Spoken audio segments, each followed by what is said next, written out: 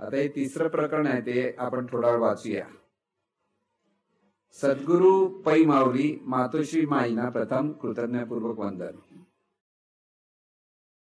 आपण सर्व सद्भक्त सत्साधक आपणा सर्वांना आदरपूर्वक नमस्कार. आपण आपल्या जीवनाकडे जर पाहिले तर जीवन जगताना परमार्थ आणि प्रपंच असे दोन मार्ग परंपरेने सांगितले जातात. आता हे फार महत्वाचं आहे. आता हे तिसरं प्रकरण अधिक महत्वाचं आहे, कारण ते आपण कसं वागायचं आहे त्या अंगाने प्रत्येक गोष्ट. म्हणून आपण आपल्या जीवनाकडे पाहिले तर जीवन जगताना परमार्थ आणि प्रपंच हे दोन मार्ग सांगितलेत. सर्वसाधारण माणसं जे प्रपंच करतात त्यांचा हा एक मार्ग आहे, आणि परमार्थ हा वेगळ्या अर्थाने जीवन जगण्याचा मार्ग आहे, नेहमीपेक्षा वेगळ्या अर्थाने.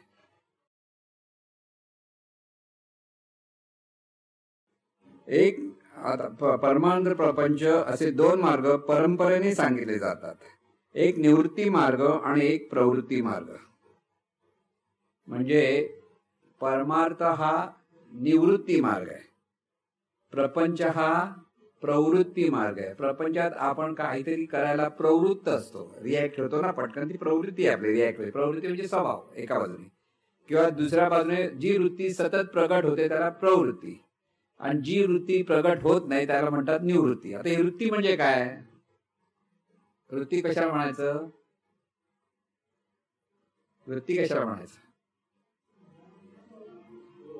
हा, नाही, कोण सांगेल बघू? त्याला चॉकलेट देऊ आपण.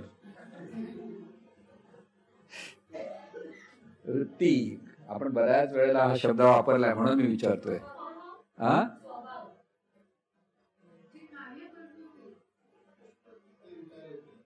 चॉकलेट कोणालाच नको.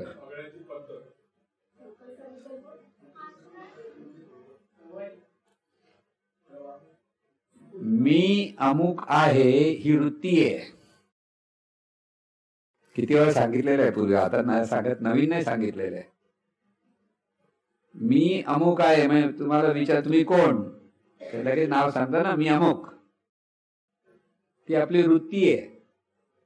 त्या वृत्तीची निवृत्ती झाली पाहिजे, पण त्या वृत्तीवर आपण जीवन जगतो ती प्रवृत्ती. कळलं? म्हणजे मुळात आहोत ही स्फूर्ती. मी म्हणजे इथे आहे, मी म्हणून नाही, म्हणून आहे. हे सतत आपल्याला जे वाटतं आपण आहोत आपण आहोत आपण आहोत, हे आतमध्ये सतत स्फुरण आहे चालू. आणि ह्या स्फुरणाला आपण देहभाव जोडतो तेव्हा ते मी अमुक आहे सुरू होतं. म्हणजे आपली प्रत्येक वृत्ती कशातून प्रगट होते? मी देह आहे आणि मी अमुक आहे ही वृत्ती आहे आपली. समजलं? ही वृत्ती जी प्रगट होते त्याला प्रवृत्ती म्हटलं. प्रवृत्ती, प्रगट झालेली वृत्ती. आणि ही वृत्ती जेव्हा संपते त्याला म्हणतात निवृत्ती. कळलं? आलं लक्षात? म्हणजे दोन भागात आपण जीवन जगतो. ते कसे जगतो? मी अमुक आहे, मी असा आहे, असा जो जीवभाव आपण मगातून ठोकतो आहोत ना, तर त्याच्या मागे आपल्या ठिकाणी मी अमुक आहे हा जो देहभाव आहे त्याला प्रवृत्ती, आणि ही प्रवृत्ती जिथे आहे त्यालाच प्रपंच म्हणतात. प्रपंच म्हणजे प्रवृत्तीतून जो मी अमुक आहे, मी असा आहे, माझं हे नाव आहे. घर नवीन घेतलं की मस्त पाठी लावतो की नाही आपल्या नावाची, असं म्हणत नाही देवाचं घर आहे, माझं घर आहे. आणि दोघेही जर कमवत असेल तर तुझं कशाला नाव, माझं पण नाव टाक म्हणून म्हणतात ना. दोघे नवरा बायको असतील तर काय म्हणतात? शाणा असतो तो काय करतो? पहिलं बायकोचं नाव टाकतो, म्हणजे कटकट नाही, चाल तिचं नाव तुझं आहे, हे माझं, चालेल, नाव काय खरं बघायला गेलं तर. पण हे जे माझं, मी माझं ही वृत्ती आहे, आणि हीच निवृत्त झाली तर तो संन्यास.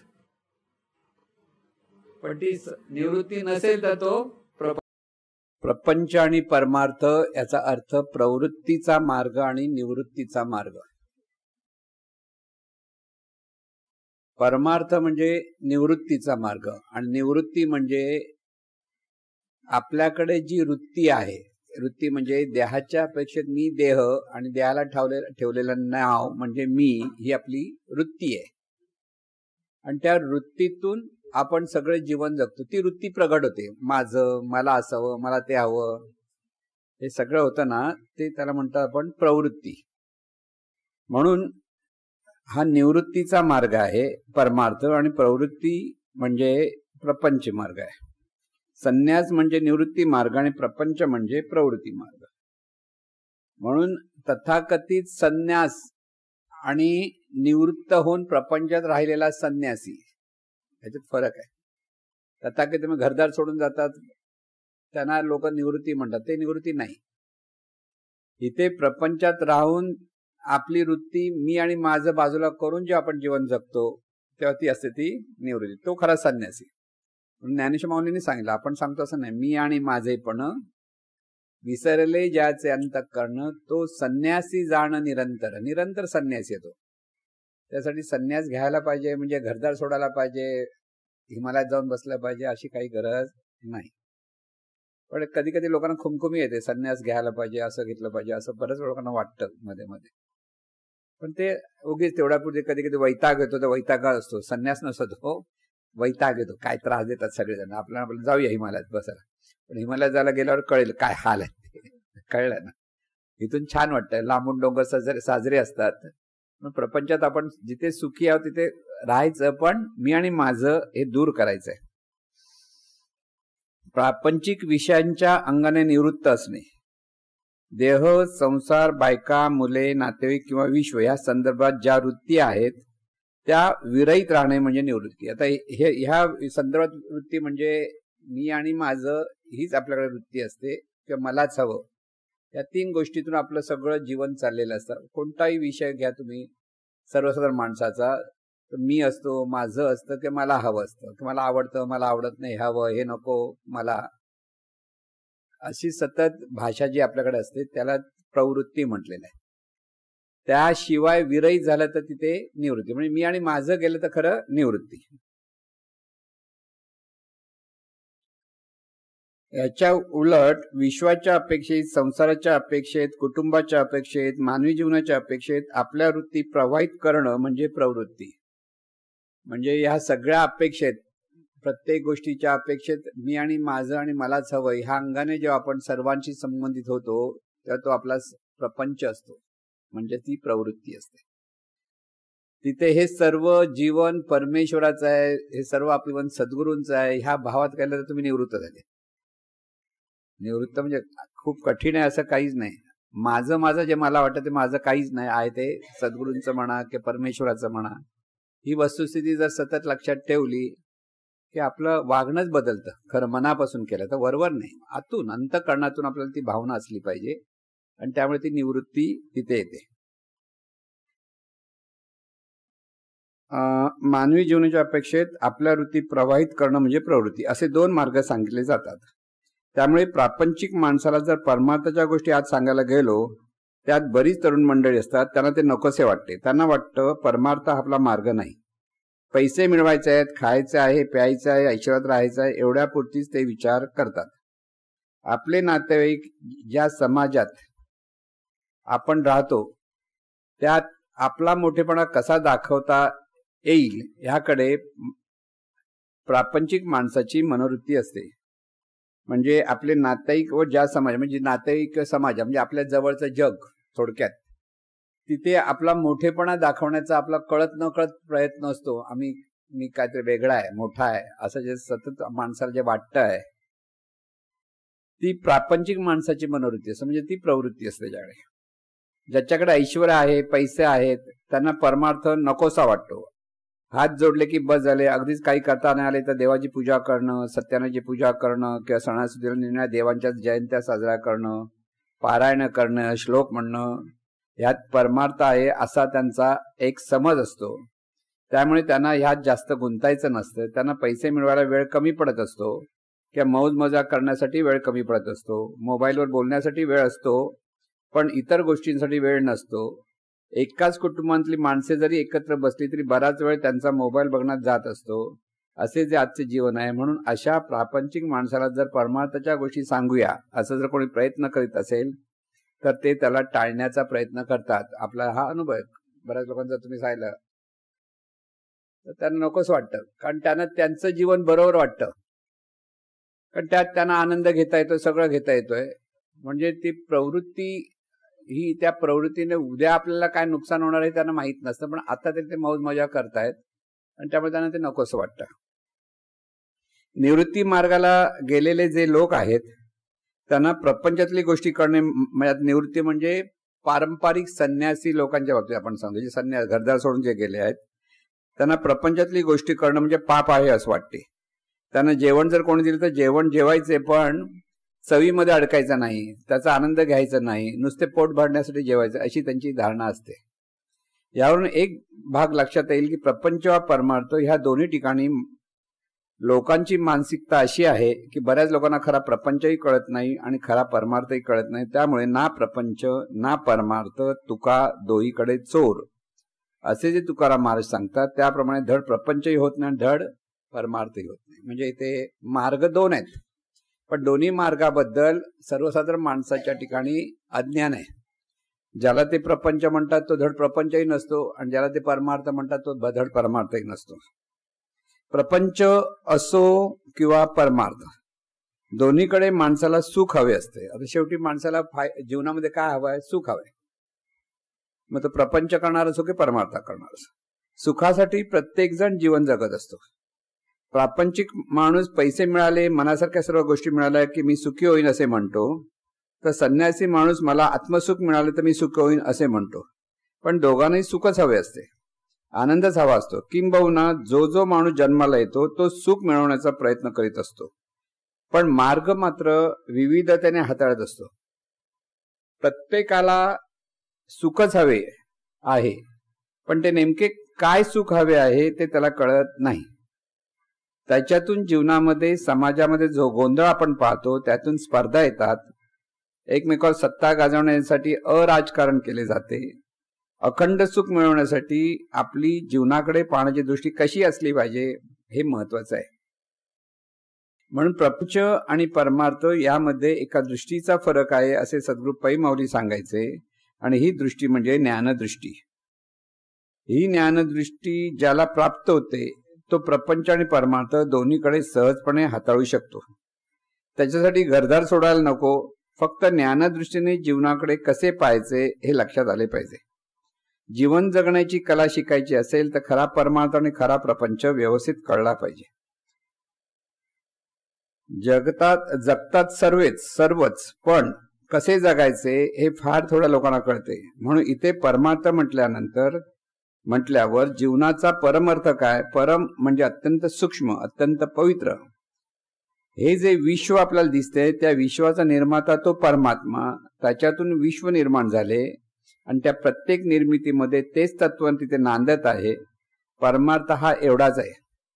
विश्वात जी अनंत रूपे आहेत ती एकाच स्वरूपाची रूपे आहेत, एकाच स्वरूपातून निर्माण झालेली रूपे आहेत. स्वरूप किंवा परमात्मा एक आहे आणि त्यालाच परमेश्वर म्हणतात, गॉड म्हणतात, अल्लाह म्हणतात. म्हणजे ते एक तत्व आहे आणि एकाच तत्व अनंत रूपे अनंत वेशे प्रगट आहे. म्हणजे सर्वत्र चैतन्य स्वरूप आहे हे ज्ञान आपल्याला ज्या वेळेला कळेल, व्यवस्थित कळेल, म्हणजे आचरणात आणण्या इतकं कळेल, तेव्हा हा प्रपंच पण नाही आणि परमार्थ पण नाही, जीवन आनंदाने कसं जगायचं हे कळेल. म्हणजे प्रपंच परमार्थ जे आता जे लोक समजतात तसं खरं काय, ते सगळ्या दोन्ही कल्पना आहेत. दोन्ही कल्पनेतून जीवन जगतात आणि त्यामुळे प्रयत्न दोघांचे तोकडे पडतात सुख मिळवण्यासाठी. आत्मसुख मिळवण्यासाठी नेमकं काय करावं ते नको त्या गोष्टी करत बसतात, आणि खरं आत्मसुख मिळवायला जिथे आहे तिथे सुख मिळवता येतं. गौतम बुद्ध ज्या वेळेला सगळं घरदार सोडून नंतर जे बुद्ध होऊन परत आले, त्यांच्या राज्यामध्ये आले, म्हणजे त्या वडिलांनी अगदी त्यांना बोलवलं, अरे या आता तरी एकदा भेटून जा. त्याची बायको पण तिथे होती. तर ते पत्नीला भेटायला गेल्यावर ते बसले होते आणि पत्नी त्यांच्या पायाकडे बसली आणि म्हणाली, मला एक प्रश्न विचारायचा. ते म्हणा, काय? जर तुम्ही घरदार सोडलं नसतं तर तुम्हाला हे ज्ञान मिळालं नसतं का? त्यांना हे ते म्हणा, घरी पण ते मिळालं असतं. हे नंतर कळतं ना, आधी नाही कळत. त्यावेळेला त्यांना ते कळत नव्हतं. त्यांना वाटलं की हे घरदार सोडल्यामुळेच मिळालं. म्हणून तिथेही ते उत्तर केवढं महत्वाचं आहे की हे ज्ञान तुम्हाला घरी प्रपंचात राहून सुद्धा मिळवता येतं. त्यासाठी घरदार सोडायची गरज नसते. पण ते बऱ्याच लोकांना ते ज्ञान मिळाल्यानंतर कळतं. तुकाराम महाराजांचंही तेच आहे. त्यांनी जरी प्रपंच तरी खरा प्रपंच त्यांच्याकडे होतच नव्हता. एकसारख्या डोंगरावर जाऊन बसायचे ना. म्हणून नको सोडू अन्न नको सेवू वन चिंती नारायण सर्वभोगी मातेच्या खांदा बाळ नेणेशी भिन्न त्या भावना मुंडाव्या. नको गुंफू त्यागी नको पडू त्यागी लावणी सारे अंगी देवाची. तुका म्हणे नको पुसो वेळ वेळा उपदेश वेगळा उरला नाही. शेवटी सांगतात कधी त्यांना कळल्यानंतर सांगतात. त्याच्या अगोदर जात होते डोंगरावर बिचारी ती बायको त्यांची बिचारी कुठे शोधत बसायची कुठे गेलाय म्हणून. तिला काळजी यांची. हे आपले सगळे वन सोयरे म्हणायचे सगळे जग आपलंच म्हणत बसले असायचे. जेवण खाण देणार तर कोण असणार बायको जाणून द्यायची. कळलं ना. म्हणजे तिथे तेव्हा कळलं आणि तेव्हा ते म्हणतायत की ह्या ज्ञान करायला काय अन्न बिन्न उपास करायला पाहिजे काही गरज नाही.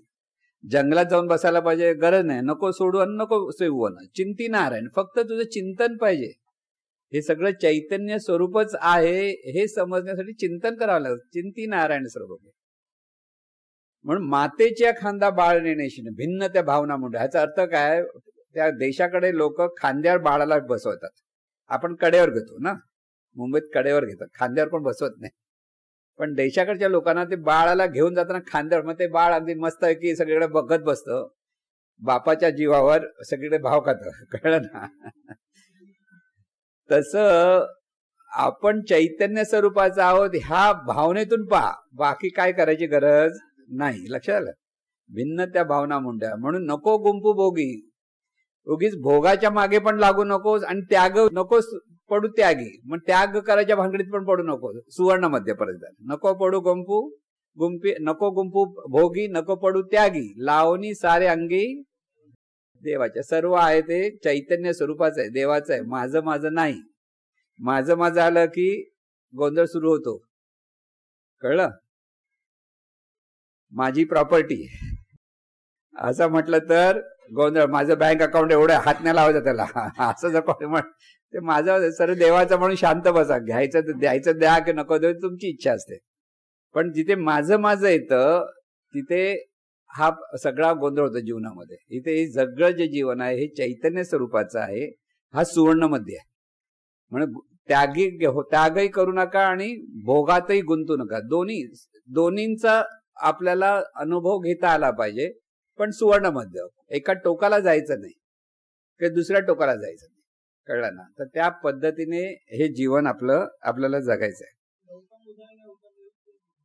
त्यांनी सांगितलं काही गरज नव्हती जायची. गौतम तर तसे प्रामाणिक होते. याची थापा नाही मारणार ना. त्यामुळे हो बरोबर आहे जायची गरज नव्हती. पण आता सांगून काय उपयोग होता. ऑलरेडी सोडून बिडून झाले. कितीतरी वर्षाने ते कार्य केले. नंतर ज्यावेळेला त्याला आत्मज्ञान झालं तेव्हा मग तिथे गेले. ते प्रथम गेले ते गावात भिक्षा मागतो. राजा वडील त्याचे रथावर त्याला आडायला गेले तर हा भिक्षा मागतो. अरे बापरे. त्याला त्या शॉक लागला. हा भिक्षा मागून खातोय. राजाचा मुलगा. राजाला कसं वाटणार. त्याने कधी असं विचारच नव्हता की हा भिक्षा मागून खाईल म्हणून. कितीतरी वाईट वाटलं वडिलांना. कारण अरे मी राजा असून हा मुलगा माझा भिक्षा मागून जेवतोय. पण ते भिक्षा मागताय ते कशासाठी मागतायत हे त्याला कळलं नाही. शेवटी कळलं हा वेगळा भाग झाला.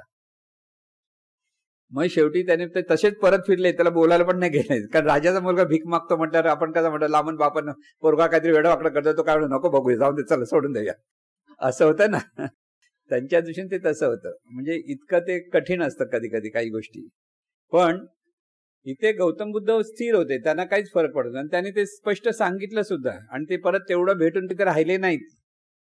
परत ते आपल्या ठिकाणी परत ते सगळे त्यांचं ते ज्ञान देण्याची कार्य तिथे सतत चालू राहिलं.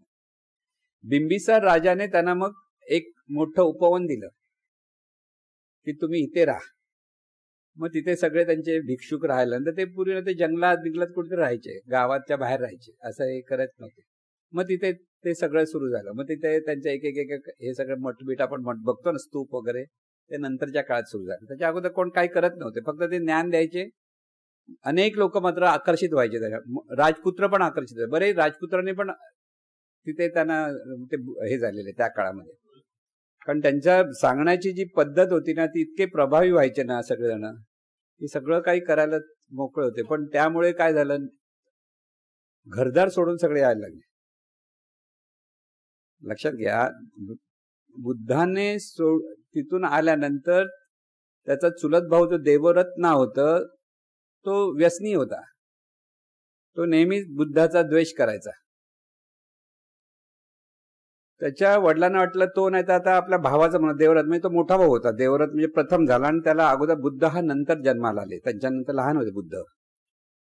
पण त्यावेळेस बुद्ध जन्माला आले त्यावेळेस तेव्हापर्यंत त्यांना सगळ्यांना वाटत होतं की आपण ह्या देवव्रतालाच राज्य, कारण त्यांना मूल होत नाही अशी ती भावना होती. आणि ज्यावेळेला मूल झालं त्याच्यानंतर मग बुद्धाचं आलं, त्यामुळे तो देवव्रताला त्याचा मत्सर व्हायला लागला की तो राजा होणार होता. तर राजाचा मुलगा बुद्ध असल्यामुळे तो होणार होता. बुद्ध म्हणजे काय नाव त्यांचं, सिद्धार्थ. त्यामुळे तो द्वेष त्याच्या म्हणून म्हटलं भावाभावात असतं ना द्वेष, तो शेवटपर्यंत त्याच्यावर द्वेष होता. एकदा त्याने वरून त्या बुद्धाला मारण्यासाठी मोठा दगड बुद्धाच्या रस्त्यावर ठेवला होता की तो आला की दगड टाकणार त्याच्यात. त्या द्वेषापोटी तो बुद्धाचा अनुयायी पण झालेला दाखवला आणि तिथे परत त्यांनी काही लोकांना फुटून बाजूला झाला होता. म्हणजे द्वेष माणसाला किती घसरवतो ते बघा. पण तो दगड ढकलायच्या नादात तोच दगडावर लोळत खाली आला. बुद्धाला काही झालं पण बुद्ध त्याची सेवा करायला लागला. केवढं मोठं मन होतं बुद्धाचं की त्याला ज्याला मारायला तो बघत होता तो त्याची सेवा करतो. म्हणजे सगळ्या गोष्टीतून. आणि दुसरा गोष्ट म्हणजे त्याचं राज्य होतं, ते राज्य कारभार करायला मग दुसरा माणूस त्यांना भेटताना त्रास झाला. बुद्धाने राज्य केलं असतं आणि चांगल्या पद्धतीने वागलं असतं तरी एक सगळं वेगळं झालं. सर अशोक सम्राट होता, त्याने बुद्ध धर्म स्वीकारला, त्याने चांगलं राज्य केलं. कळलं मी काय म्हणजे ह्या सगळ्या गोष्टीत हे करायचं की न करायचं, आपलं कर्तव्य आपल्याला केलंच पाहिजे हे श्रीकृष्णाने सांगितलं. श्रीकृष्णाने अर्जुन पळायला बघत नको मला, मी संन्यास घेतो म्हणाला ना, तो नको या मारामाऱ्या, मला लढाईच नको म्हणत. तर ते म्हणाले तुझं हे कर्म आहे, तू हे केलंस तर सज्जनांचं राज्य होईल, नाही तर दुर्योधनाचं राज्य झालं म्हणून समज. श्रीकृष्णाला दुर्योधनाचं राज्य का नको होतं, कारण दुर्योधन हा अतिशय दुर्जनच होता. कधीच त्याने लोकांना प्रेमाने सांभाळले पण नव्हतं. स्वतःची सत्ता गाजवण्याची त्याच्याकडे हव्यास होता म्हणून तो वाईट होता. तो आपल्या बापालाही विचारत नव्हता की त्या भीष्मालाही विचारत नव्हता, इतका उद्धट होता. मग अशा माणसाचं कसं काय राज्य चालेल, हाच प्रकार होता. कळलं. त्याच्याबरोबर आणखीन शकुनी होता, एका पाठोपाठ एक जे असतात ना सपोर्टिव्ह. त्यामुळे हे सगळं जे जीवन चाललंय तिथे कर्तव्य धर्माला महत्व दिलं श्रीकृष्णाने.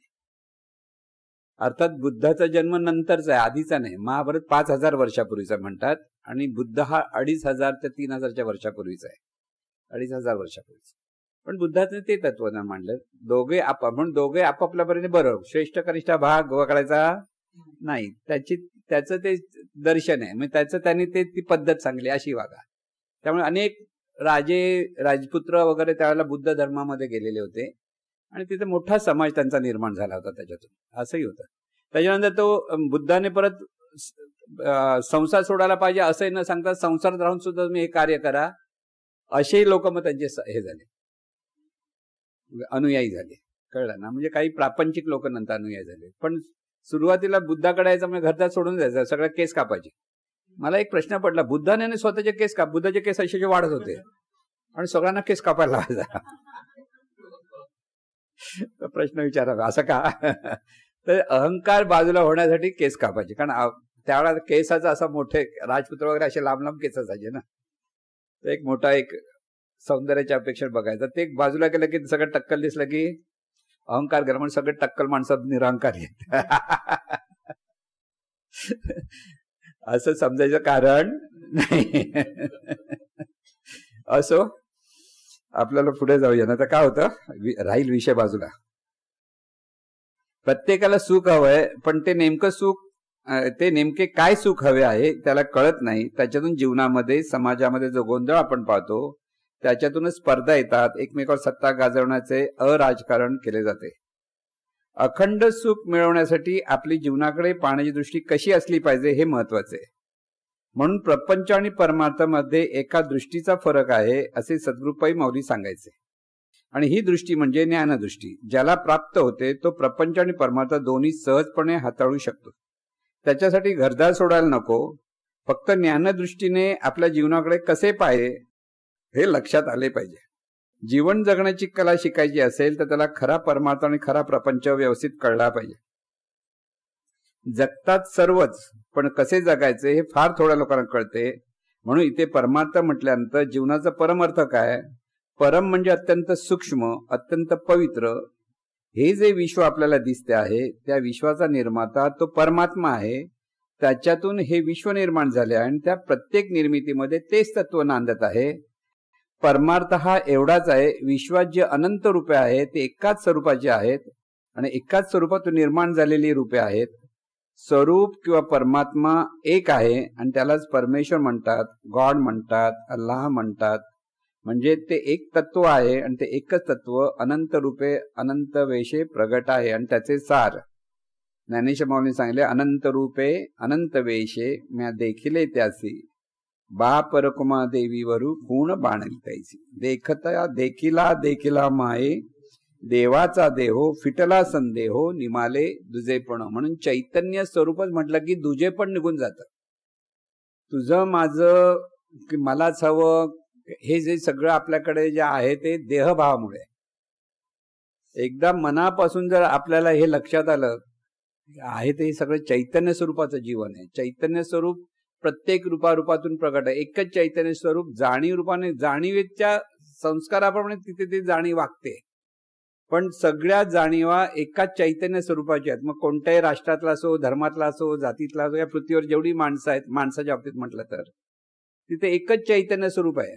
आणि ते चैतन्य प्रत्येक म्हणजे चायनाचं किंवा रशियन किंवा आणखी युक्रेन किंवा इंडिया जे सगळं आपण म्हणतो इथे आहेत एकाच चैतन्य स्वरूपाची रूप, पण स्वतःला ते वेगळे वेगळे समजतात आणि त्याच्यातून तुझे पण आहे. पण ते जर कळलं, म्हणून भारतीय तत्वज्ञान सर्वात महान का म्हणतो, वसुधैव कुटुंब. ही पृथ्वी हे एक कुटुंब आहे.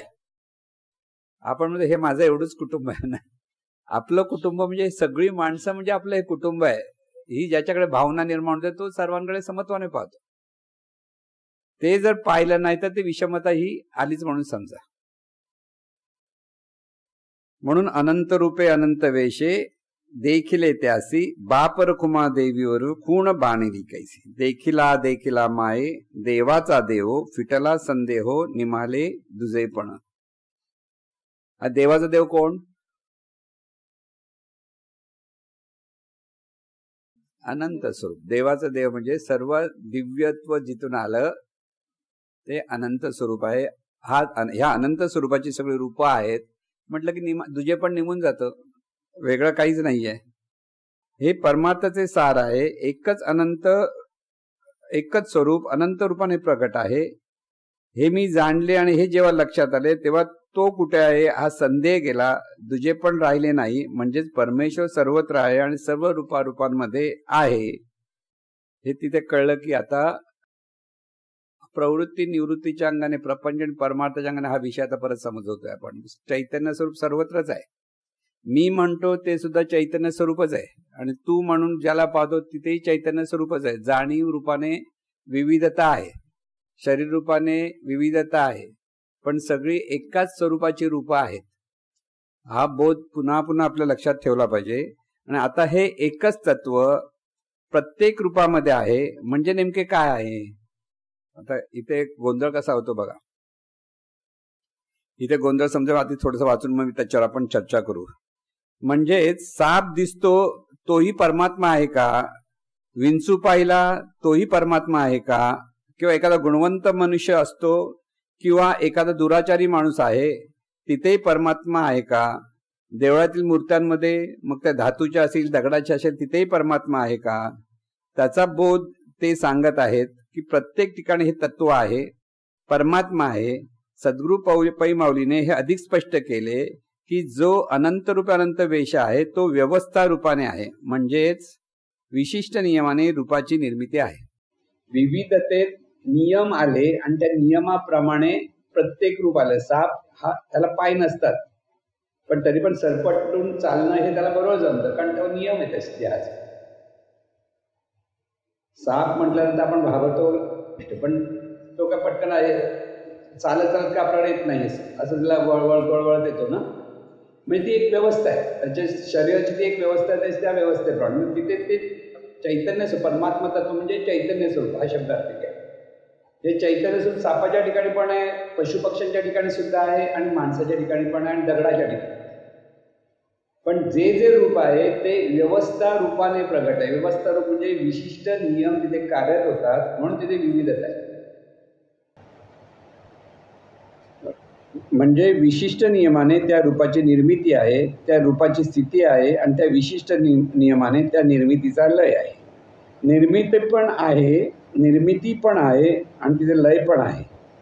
तिथे जी स्थिती आहे ती विशिष्ट नियमाने हे सर्व कार्य चाललेले आहे, आणि त्या व्यवस्था रूपाशी साधकाने कसा संबंध ठेवायचा हे त्याला कळलं पाहिजे.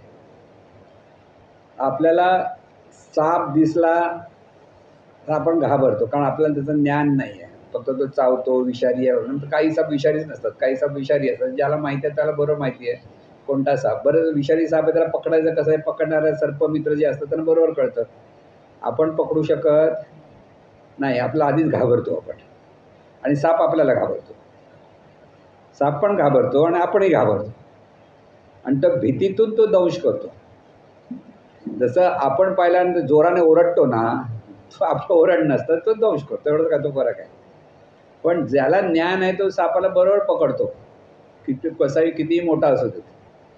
त्याचं ज्ञानाप्रमाणे, कारण त्याला ते नियम माहिती आहेत. तो कसा चावू शकतो, त्याला चावायला कसं द्यायचं नाही, आणि बरं त्याला पकडल्यानंतर तो त्याला जंगलात सोडून टाकतो. म्हणजे तिथेही त्याचं काही वाईट होत नाही. म्हणजे आपल्याकडे काय होतं, पूर्वी साप आला की त्याला बिचारा मारून टाकायचे. पण तसं न होता ती एक व्यवस्था आहे. कारण मारून टाकणं, कधी मारून टाकायचं, काही गरज नसताना मारण्यात काहीच अर्थ नसतो. भीतीने आपण मारतो याला काही अर्थ नसतो खरा. सापाचं जीवन जंगलात आहे, त्याला जंगलात सोडा. तुमचं जीवन समाजात आहे, तुम्ही समाजात राहा. हाच काय तो फरक आपल्याला कळला पाहिजे. एखादा दगड आहे, त्याला कोणी दगड म्हणून पाहतो, तर कोणी त्याला शेंदूर फासून देव म्हणून पुजतो. ज्याला ज्ञान आहे की सर्वत्र परमतत्व म्हणजे परमात्मा सर्वत्र आहे, त्याच्या दृष्टीने ते तत्वसुद्धा दगडात सुद्धा आहे. पण ते दगडात कसे आहे, व्यवस्था रूपाने. आता इथे लक्षात घ्या, देवाची मूर्ती आपण बनवतो, मग ती श्रीकृष्णाची असेल, रामाची असेल, शंकराची असेल, सगळं असेल. आपल्या भावना तिथे असतात. आता हे सगळे जे पूजा करतात त्यांच्या भावना आहेत, श्रद्धा आहे. पण व्यवस्था रूपाने ते मुळात काय आहे, दगड आहे. दगडाची मूर्ती आहे तर मुळात काय आहे, दगड आहे. दगडाचे नियम काय, दगड स्वतःहून काही करत नाही. दगडामध्ये जो टणकपणा असतो त्याप्रमाणे ते राहण, म्हणजे ते फक्त असणे पण तिथे असतं. तिथे दुसरं काही तिथून प्रगटीकरण होत नाही, हा नियम आहे. आता बघा, काही लोक देव नाही म्हणून बघतात आणि काही लोक देव म्हणून पुजतात. आता त्याच्यातलं सार काय लक्षात आलं पाहिजे, तिथे चैतन्य आहे.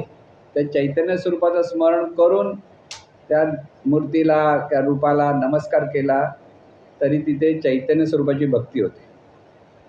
पण तिथे कर्मकांड करण्याची गरज नाही.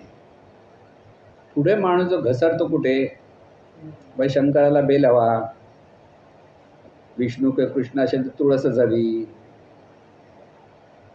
किंवा आणखीन कोणाला कुठच्या देवाला काय हवं, असे सगळे जे आपल्याकडे प्रकार चालू होतात. गणपतीच्या दिवसात आपण काय काय करतो, 21 दुर्वा पाहिजेतच. तो बिचारा गणपती मूर्ती काय खात नाही, पित नाही, काही नाही, तरी आपण त्याला जबरदस्ती 21 मोदक आणून समोर ठेवतो. पण एखादा गरीब माणूस म्हणाला मला भूक लागली तर एक मोदक पण नाही देत आपण त्याला. कळलं ना, काय असतं हे कळत नाही म्हणून ते. पण तुम्हाला हे सरळ समाजात जाऊन सांगणं कठीण का पडेल, कारण कोणाच्या भावना दुखवू नका. परत ते एक आहे लक्षात, माणसाच्या कोणाच्या भावना नाही दुखायच्या. त्याला ज्ञान होईल तेव्हा तो बरोबर करेल. पण आज मेजॉरिटी कोणाची आहे, अशीच पूजा अर्चा करणाऱ्यांची, परमार्थ करणाऱ्यांची खूप मोठी मेजॉरिटी आहे. तिथे तुम्ही जर ते असं म्हणायला लागलात तर ते तुम्हाला भयंकर त्रास देतील, कारण ॲक्शन रिॲक्शन सुरू होते. म्हणून तुम्हाला फक्त पाहायचं आहे, ज्याला हे ज्ञान हवं असेल त्यांच्यासाठी सांगण्यासाठी आहे. बाकी जे जे काय करतात त्यांना करू देत. वेडवाकडं करण्यापेक्षा पूजा तर करतात, कर्मकांडाचा उपास तर करतात, तर बरं ना, स्वतःवर उपास करून थोडंसं अन्न वाचवतात, तेवढंच काय असेल ते. म्हणजे इथे त्यांना नावं पण ठेवायला नको. पण इथे आपल्याला मात्र सावध राहायला पाहिजे की इथे मूर्तीला नमस्कार करायला काय, म्हणजे इथे बघा दोन्ही आहेत गोष्टी. ज्ञानी माणसाला ते दगड आहे हे माहिती आहे बरोबर, पण तो दगडाला नमस्कार त्या चैतन्य स्वरूपाला नमस्कार करतो. अज्ञानी माणसाला तो दगड म्हणजे देवच वाटतो आणि तो पूजा अर्चा, त्याला आंघोळ घालतो, कपडे घालतो, काय काय करायचं करतो, अलंकार चढवतो, सगळं करतो आणि त्याच्यातून त्याला समाधान मिळतं. जर आता आपण खूप काहीतरी चांगलं केलं तर देव आपल्याला प्रसन्न होणार आणि ते सगळं करतो कशासाठी? त्या देवाने प्रसन्न व्हावं म्हणून. तर देव कधी ते प्रसन्न होऊ शकत नाही. पण अंतर्मनामध्ये त्या श्रद्धेतून एखादी प्रार्थना जर गेली तर अंतर्मन त्याचा प्रतिसाद देतं आणि ह्याला वाटतं देवाने दिलं. कधी कधी होतं ना, नवस पावला, नवसाला पावला असं म्हणतो ना, अमुक एक देव नवसाला पावतो असं म्हणतात. एखाद्याच्या नवसाला पावतो, सगळ्यांच्या नवसाला पावत नाही. ज्याची जशी श्रद्धा आहे आणि त्याचं जसं प्रारब्ध आहे. दोन गोष्टी असतात, श्रद्धा आणि त्याच्यावेळी शुभ प्रारब्ध त्याच्या वाट्याला आलं तर ती श्रद्धेने केलेलं मागणं पूर्ण होतं. दोन्ही गोष्टी, दोन्ही असल्या तरच. जर तिथे अशुभ प्रारब्ध असेल तर ते त्यावेळेला पटकन ते होऊ शकत नाही. ही गोष्ट म्हणजे हे शास्त्र म्हणून समजून घ्या. आपल्याला तिथे कोणाला जगाला सुधारायला जायचं नाहीये. परत सांगा, सुधारायचं आपल्याला. म्हणून जे असे करतायत त्यांना करू दे. त्यांना बोलायचं काही गरज नाही. त्यांना ज्यावेळेला खरोखर ती इच्छा होईल आपल्याला हे नेमकं काय कळलं पाहिजे, त्यावेळेला त्याला सांगणं बरोबर. पण ज्याला लक्षात येत नाही त्याला सांगण्यात काही अर्थ नाही. उलट त्याचे वाद वाढतात. मग वाद तर आपल्याला घालायचे नाही. परत लक्षात यायचं. म्हणून जे करतायत त्यांच्याबद्दल आपल्याला काहीच बोलायचं नाही आहे. त्यांना तर करू दे. पण आपल्याला मात्र हे सगळं स्पष्ट कळलं पाहिजे की इथे उपास तपास व्रतवैकल्य करायची आवश्यकता नाही. इथे व्रतवैकल्य एकच, परोपकार हेच व्रत. आपल्यामुळे दोन माणसांना काहीतरी मदत होईल, आपल्यामुळे आणखीन काही माणसांना जो आनंद देता येईल, तोच परोपकार आपल्याला साधता आला पाहिजे. तेच आपल्याला आपलं कर्म, तीच पूजा. खरोखर एखादा रस्ता नुसता पार करायचा, एखादा वार्धक्य ज्याला चालता येत नाही तर त्याला धरून नेलं, ती पूजा आहे. छोटी छोटी मदत केलेली गोष्ट सुद्धा ती परमेश्वराची उपासना ठरते. आणि म्हणून मूर्तीपूजेत गुंतून जे कर्मकांडात अडकतात तर त्यांच्या एक कल्पनेचा भाग असतो, कल्पनेतून दिलेल्या श्रद्धेचा भाग असतो आणि त्यामुळे त्यांना बरं वाटतं. हा एक प्रकार आहे की सगळं एवढं होम हवन केलं, असं केलं, तसं केलं करून बघा, ते सगळे सांगत असतात तुम्हाला. बरीच लोक आम्ही असं केलं, तसं केलं. पण तो त्यांच्या कल्पनेचा खेळ आहे. त्यांना बोलून काही उपयोग नसतो. करतात, करू दे. पण खरं शास्त्र काय आहे? खरं शास्त्र म्हणजे हे चैतन्य स्वरूपात माणसाने माणसाला मदत करणं, माणसाने माणसाचा आदर करणं. आधी मानव समाज किंवा आपल्या जवळचे आपले लोक आहेत त्यांनी एकमेकाचा आदर करून आपल्याला एकमेकाला मदत करणं हे आपल्याला जमलं पाहिजे. कोणत्याही परिस्थितीत आपण ते जर जमवत असो तर तीच परमेश्वरी उपासना. आणि ती तुम्ही ज्ञानातून जर करायला लागलात की आहे ते चैतन्य स्वरूपच आहे, तेव्हा ती खरी उपासना परफेक्ट होते. म्हणून ज्ञान पाहिजे. ज्ञान नाही आहे म्हणून गोंधळ आहे. लोक अज्ञानाला ज्ञान समजतात आणि त्याच्यातून कल्पना करतात. मग अनेक शास्त्र जी आपण म्हणतो, हे शास्त्र पण अनेक गोष्टी 100% परफेक्ट नसतात. म्हणून भविष्य 100% काही म्हणाले 100% होतं, काही होतं. तिथे तेही तितकं परफेक्ट नाही आहे शास्त्र, म्हणून त्याला आपण 100% सांगू शकत नाही की हे असं आहे म्हणजे असंच होतं.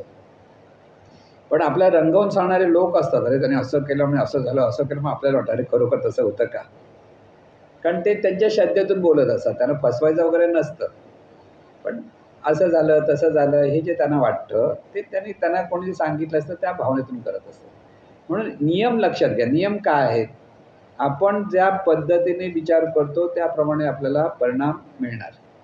म्हणून हे सगळं चैतन्य स्वरूपाचं आहे. म्हणून कोणाचंही वाईट चिंतायचं नाही आहे. प्रत्येकाचं भलं व्हावं हाच आपल्याकडे विचार असला पाहिजे.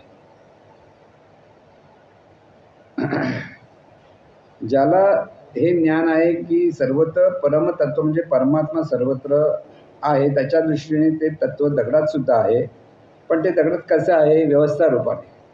त्या दगडाकडून क्रिया प्रतिक्रिया घडत नाही. जे मूर्तीला देव म्हणतात ते देवभावातून पूजत असतात, परंतु कर्मकांडात अडकतात. त्यांना परमार्थ सिद्ध होत नाही. कारण काय? स्वतःच्या ठिकाणी सुधारणा होणं हे त्यांना माहीत नाही. परमार्थ म्हणजे आपली सुधारणा आपण करायची आहे, तिथे परमार्थ आहे. तो परमार्थ त्यांच्याकडनं होत नाही. कारण त्या तत्वाचं जे प्रगटीकरण आहे ते विशिष्ट नियमाने मर्यादित आहे. किती पूजा केली तर ती मूर्ती हलणार नाही. दुसऱ्या बाजूने ती अचर आहे. दगडाचा स्वभाव टणकपणा आहे, त्याच्याकडनं दुसरी काही प्रतिक्रिया होणे शक्य नाही. पण जे ज्ञानदृष्टीने त्या दगडाच्या ठिकाणी त्या तत्वाचे चैतन्य स्वरूपाचे स्मरण करतात आणि करतात, तिथे परमार्थ साध्य होतो. दृष्टीचा फरक सांगतो तो आहे हे लक्षात घ्या. प्रत्येक रूप हे व्यवस्था रूप आहे. हा सद्गुरू पैमानचा जो संदेश आहे तो व्यवस्थित समजला पाहिजे. देवळात गेल्यानंतर पाया पडायचे की नाही, तर पाया पडायचेच, पाया पडायलाच हवे. जिथे नमस्कार करायचा आहे तो कोणाला करायचा? अनंत स्वरूप चैतन्याला.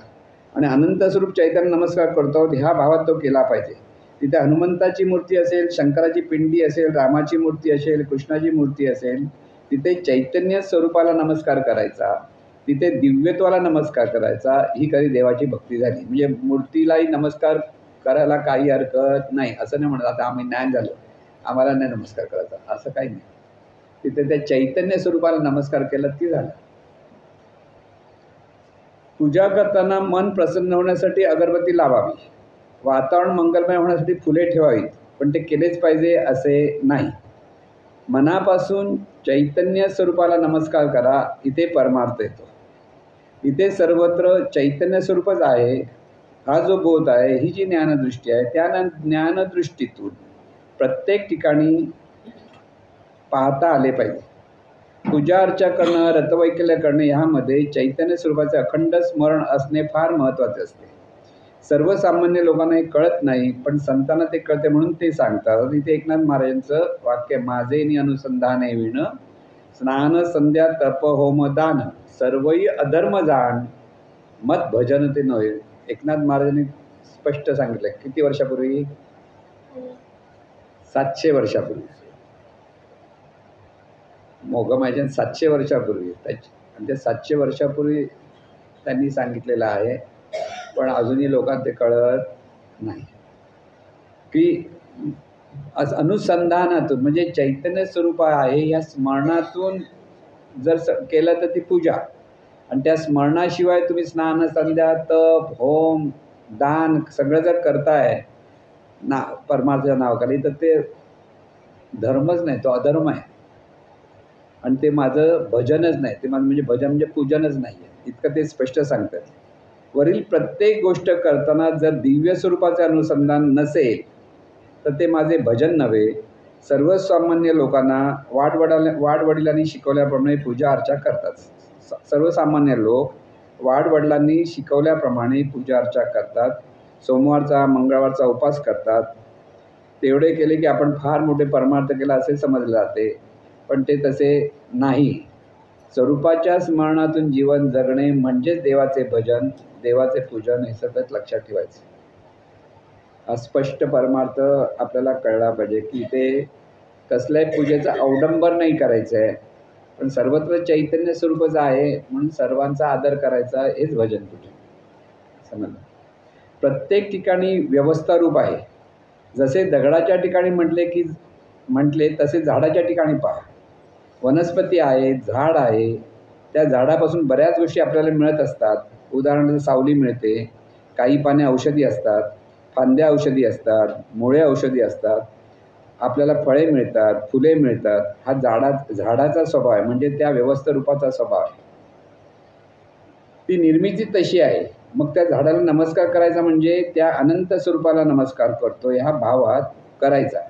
परमेश्वरची भक्ती अशी आहे. वाघ आहे, साप आहे, विंचू आहे, प्रत्येकाला जगण्याचा अधिकार आहे.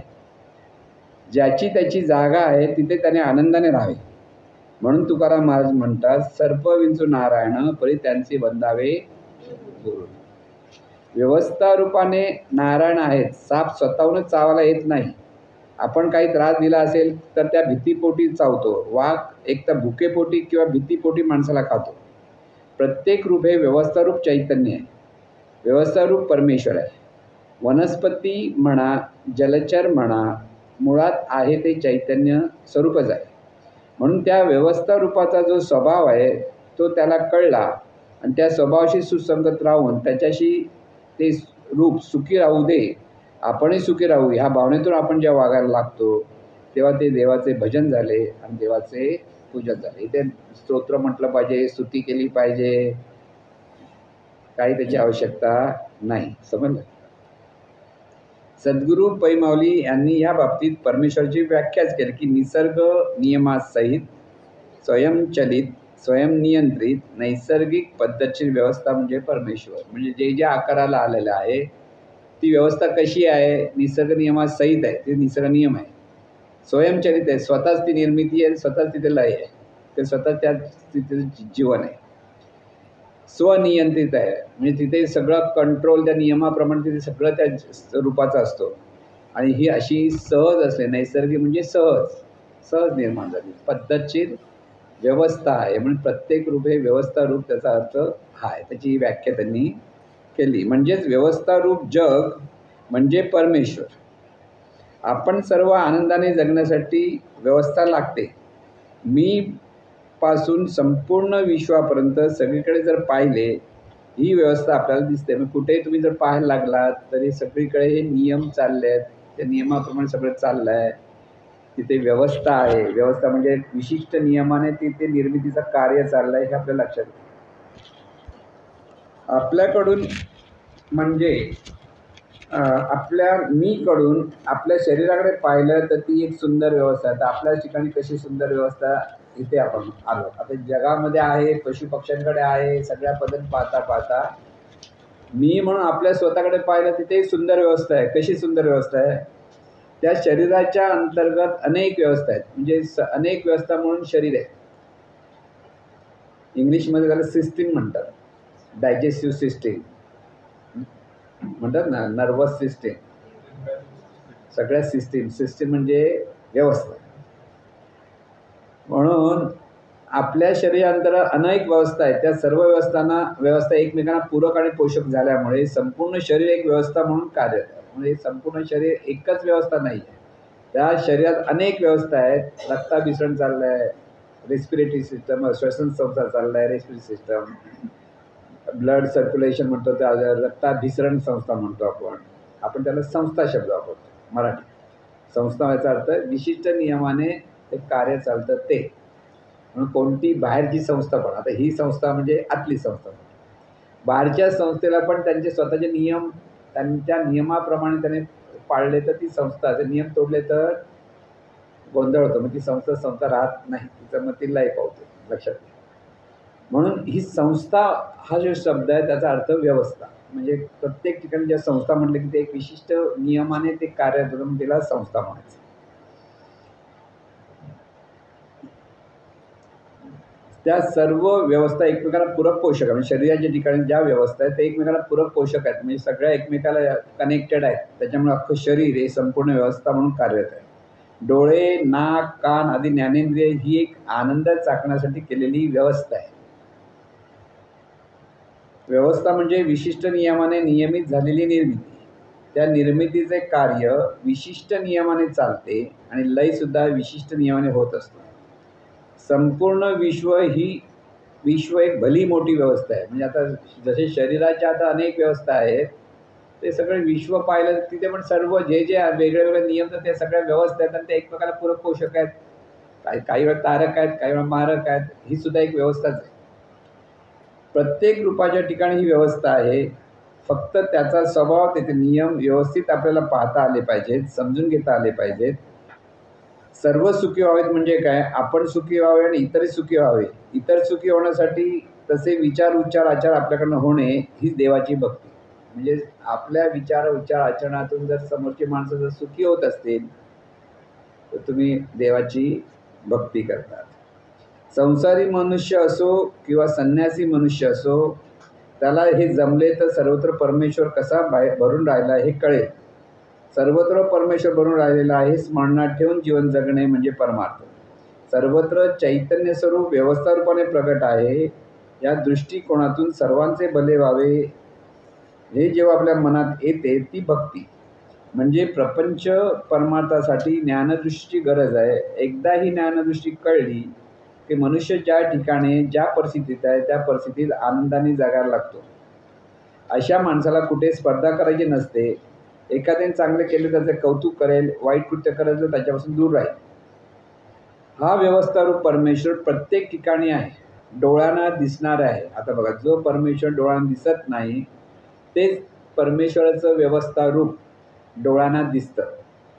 विशिष्ट नियमाने त्याचे प्रगटीकरण आहे. विशिष्ट नियमाने प्रतिक्रिया देण्याचा किंवा होण्याचा त्याचा स्वभाव आहे. दगडावर डोके आपटल्यास डोक्याला लागणार हा नियम आहे, म्हणून शहाणा माणूस दगडावर डोके आपटणार नाही. पण ज्याला कळत नाही तो लहान मुलं असतं, कळत नाही, कधी कधी डोकं आपटणार असं खेळता खेळता, मग टेंबू आलं, रक्त आलं की नंतर मग त्याला कळतं लावायचं, डोकं नाही आपटायचं तिकडे. अनुभव आला की कळतं, नाही तो पण कळत नाही. इथे साधकाने एक लक्षात ठेवायचे की आपले शरीर जे आहे ते व्यवस्थारूप चैतन्य आहे. आता बघा, शरीर चैतन्य स्वरूप आहे, पण ते कसं आहे? व्यवस्थारूप चैतन्य. सद्गुरू पै माऊली नेहमी सांगायचे की जिवंत शरीर म्हणजे साक्षात परमेश्वर, डोळ्याला दिसणारा परमेश्वर. साधक जे आनंदपूर्वक जाणीवपूर्वक जीवन जगतो आहे त्यासाठी शरीराची नितांत आवश्यकता आहे. शरीर आहे म्हणून जीवन आहे, म्हणून त्या व्यवस्था रूपाचा स्वभाव, त्याचे नियम समजून घेता आले पाहिजे. घेतले तरी सुद्धा साधक आनंदाने जीवन जगू शकतो. किती खायचं मिळतं म्हणून खाल्लं, मग अजीर्ण झालं, मग नियम तोडला. आपण म्हणजे कसं माहित नाही, अरे काहीतरी झालं ना, अजीर्ण झालं म्हणजे नियम तोडला म्हणून अजीर्ण झालं, नियम तोडला म्हणून आजारी पडला. हे सगळं जे आपल्याकडे होतं ते आपल्या कळत नकळत आपण नियम तोडतो, कळत नाही आपल्याला. म्हणून हे सगळे नियम जाणीवपूर्वक लक्षात घेता आले पाहिजेत. नेमकं काय, कसं खायचं, किती खायचं, ह्या सगळ्या गोष्टी, काय बोलायचं, किती बोलायचं, हे पण नियम आहेत. आणि नियम पण कोणतं लक्षात घेत नाही. अलंकाराला महत्त्व आहे सोन्यामुळे आणि सोन्याला महत्त्व आहे अलंकारामुळे. म्हणून रूपाचेही महात्म्य आहे आणि स्वरूपाचेही महात्म्य, म्हणजे दोन्हीकडे आपल्याला दोघांचंही स्वरूप आहेच आणि रूप पण तेवढीच महत्त्वाची आहे. दोन्हीकडे लक्षात ठेवायचं. सोन्याची वीट कोणी गळ्यात घालून मिरवणार नाही. तुम्हाला सोन्याची वीट दिली, घे गळ्यात घाल, त्यावेळी तूच घाल म्हणते, नको. हां, पण त्याचे अलंकार बनवून दिले तर सगळे आनंदाने ते घालून मिरवण्यास तयार असते. हल्ली तर मुलं पण मस्त घ्या, हल्ली फोटो येतात ना, भाई हॅपी बर्थडे भाई करतात ना, आणि तो भाई असतो त्याच्या असे एवढे मोठे सोन्याचे, हल्ली ती फॅशन झाली आहे. पुरुष कोण एवढे अलंकार घाल, राजे महाराजे घालायचे तो काळ गेला. आता नवीन राजे महाराजे तयार झाले परत. एकेकडे एवढंसं मोठे मोठे हार, हातात एवढे मोठे वाटतो, त्याला म्हणतात भाई. कळलं? तुम्हाला प्रसिद्ध व्हायचं असेल तर असं मोठं पोस्टर 4 माणसाने भाई हॅपी बर्थडे म्हणतात फोटोला.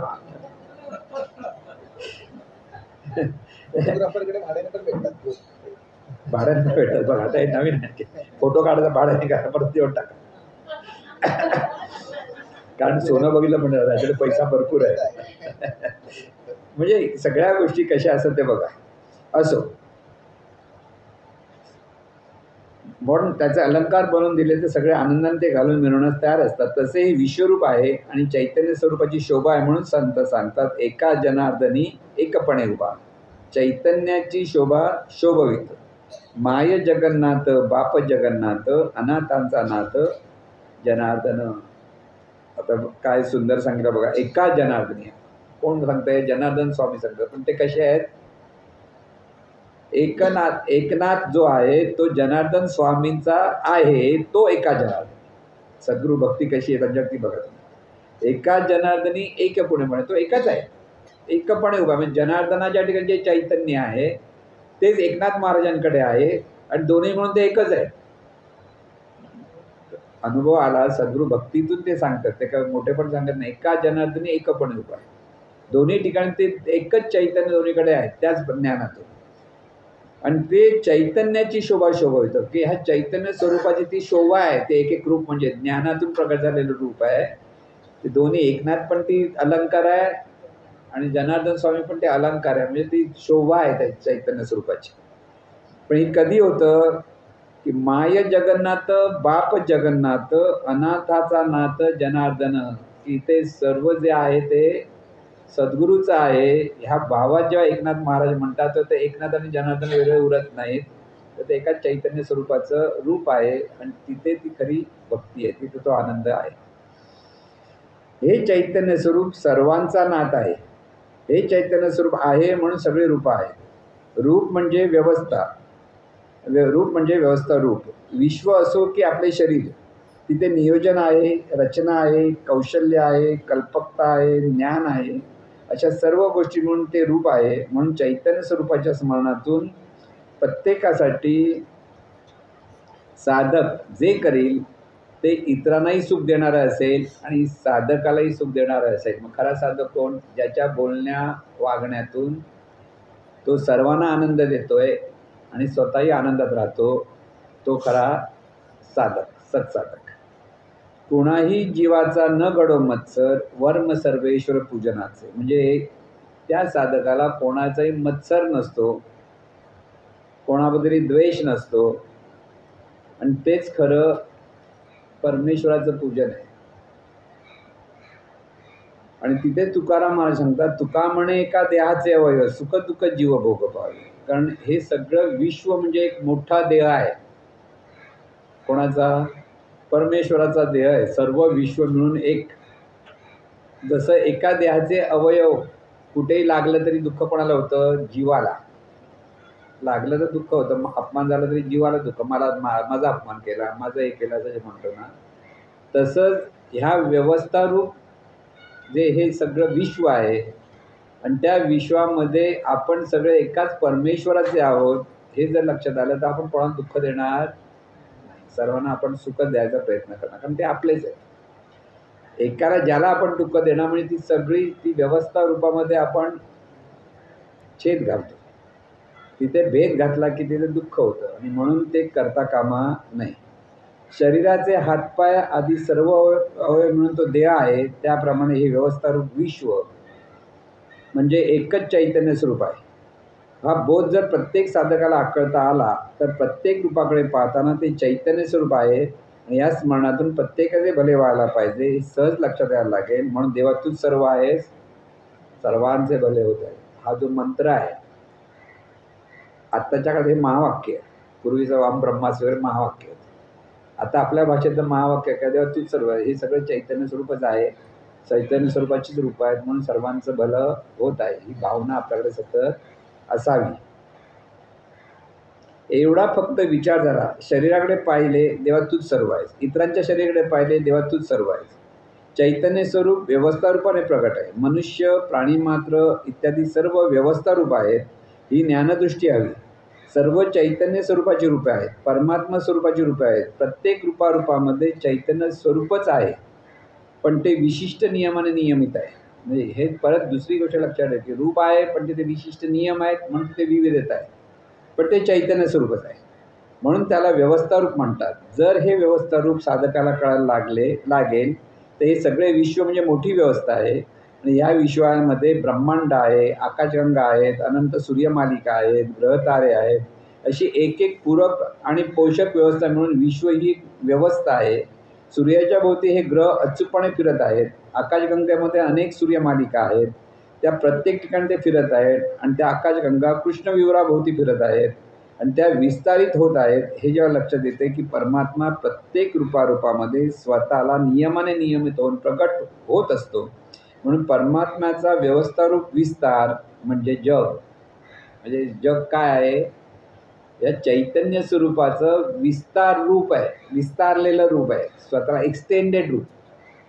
एक्सटेन्शन म्हणतो ना आपण, बिल्डिंगचं एक्सटेन्शन झालं असं म्हणतो ना, तसं ह्या चैतन्य स्वरूपाने रूपाला येण्यासाठी ते एक्सटेंड झाला, वाढवलं त्याने. एक्सटेंड का म्हणतात? परत ते आकुंचन पण होतं.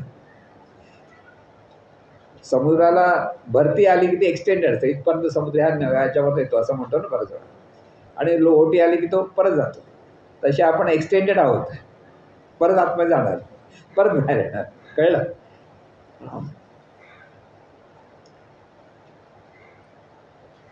प्रत्येक रूप विशिष्ट नियमाने नियमित आहे, नियमामुळे मर्यादित आहे. म्हणून आपल्याला आपल्या मर्यादा ओळखता आल्या पाहिजे. परत आपल्या मर्यादा पण काय आहे ते लक्षात घ्या. सगळ्यांनी कौतुक केलं, तू सगळं चांगलं म्हणून बिल्डिंग म्हणून उडी मारायची नसते. होतं ना काही काय डोक्यात हवा भरला, काय नाही होत रे, तू मार उडी, तर पाय तुटणार नियमाने. अगदी कमी अंतरावर असेल तर, आणखी उंच अंतरावर तर काय सांगता येत ना काय होत. म्हणून सगळं काही, म्हणून इथे मर्यादा ओळखता. एखादा गरुड सुंदर भरारी मारतो, म्हणून तसे भरारी मारण्यासाठी एखाद्या हात पसरून कड्यावर उडी मारली तर काय होईल हे सांगायला नको. उडायचं असेल तर विमान किंवा निनाळी साधने ती वापरू शकतोस, पण ते नुसते देहाच्या अंगाने उडी मारायला जाशील तर तू उडू शकणार नाहीस. हे व्यवस्थारूप आणि नियम जर लक्षात आले तर जीवनाकडे पाहण्याचा दृष्टिकोन सकारात्मक होईल. बरेच लोक बरं बघा, थ्रिलिंगच्या नावाखाली बऱ्याच गोष्टी करतात. आपल्या ट्रेनमधून डायरेक्ट उड्या मारणार, काय ते बऱ्याच वेळा कसरती करतात आणि कधी त्या टोल गेला की मरतात. त्याला थ्रिलिंग म्हणतात त्याला. हां, बरेच म्हणजे इथे त्यांना काहीतरी मोठं काहीतरी वाटतं, पण त्यात कितीतरी लोकांचा प्राण पण जातो. म्हणजे हे असं करायची काही आवश्यकता नाही, कारण आपले शरीराचे नियम काय हे प्रत्येकाला समजलं पाहिजे. जरा लागला की तो पुढचा कुठं उडून जातो, काहीच कळू शकत नाही. म्हणून हे सगळंच म्हणजे जीवनाला तेवढं जपलं पण पाहिजे. घाबरायचं नाहीये, पण जोपर्यंत तुम्ही जीवन जगताय तोपर्यंत ठणठणीत जगायचा हा विचार करा. लोळं पांगडवून पडण्यापेक्षा ठणठणीत जीवन जगण्यात आनंद आहे. आता एखाद्या वेळा काही घटना घडतात, झालं तर झालं म्हणून ते रडत बसायला नको. तिथे माणसं सकारात्मक दृष्टीने पुढे येऊ शकतात. पण आपल्याला आधीच ठणठणीत जीवन जगलं पाहिजे हा जर विचार केला तर आपलं जीवन तसंच होतं आणि तिथे आपण सावध राहतो. म्हणून जीवनाकडे पाहण्याचा दृष्टिकोन सकारात्मक होईल. कोणाही जीवाचा न घडो मत्सर, कारण आपल्या ठिकाणी सुद्धा चैतन्य स्वरूप आहे, सर्व ठिकाणी चैतन्य स्वरूप आहे. म्हणून आपणही सुखी झाले पाहिजे आणि सर्व सुखी झाले पाहिजेत. व्यवस्थित रूपाच्या अपेक्षेत ह्या सकारात्मक दृष्टीतून जीवन जगणे म्हणजे देवाचे भजन आणि पूजन. सगळीकडे कुठेही पहा चैतन्य स्वरूप आहे. रूपाच्या अपेक्षेत तिथे नियम आहेत. त्या नियमाप्रमाणे प्रत्येकाकडे सगळ्या गोष्टी आपल्याला पाहता आल्या पाहिजे. भूतदया म्हणून पशु पक्ष्यांना मदत केली पाहिजे, पण कुठपर्यंत केली पाहिजे, त्याचे नियम कसे आहेत हे तिथे समजलं पाहिजे. कधी कधी नियम आपण तिथून पण आपण तुटतोय, काही असं नाही. कुठपर्यंत नियम, कुठपर्यंत मदत, ह्या सगळ्या गोष्टी आपल्याला समजल्या पाहिजे. ज्ञानदृष्टीने व्यवस्था रूपाला नमस्कार म्हणजे त्या परमात्म्याला नमस्कार. हे जेव्हा लक्षात येईल तेव्हा कसलाही भेदभाव उरत नाही.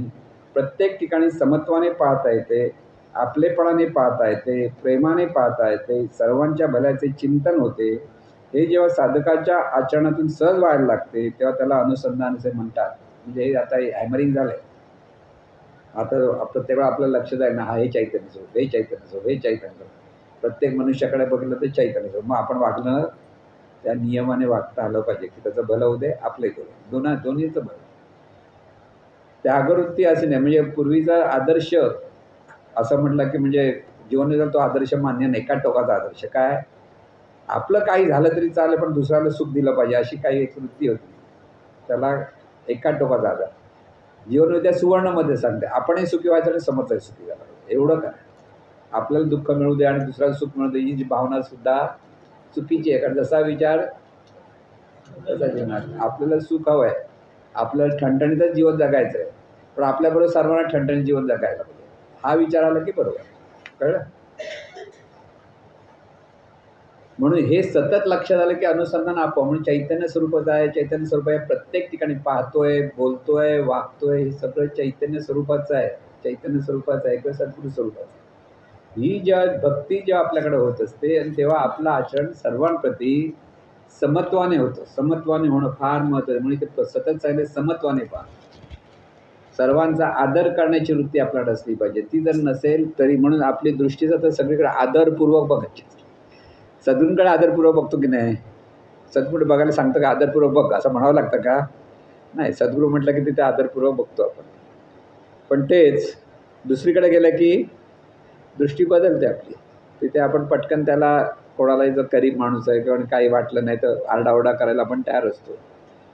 म्हणून आरडाओरडा कोणावरही करायचा नाही. प्रत्येकाचा आदरच केला पाहिजे हे सतत लक्षात ठेवायचं. त्या अनुसंधानातून साधक जे जे करील ते देवाचे भजन होईल, देवाचे पूजन होईल, देवाचे स्मरण होईल, देवाला समर्पण होईल. असे जीवन साधकाने जगायला हवे.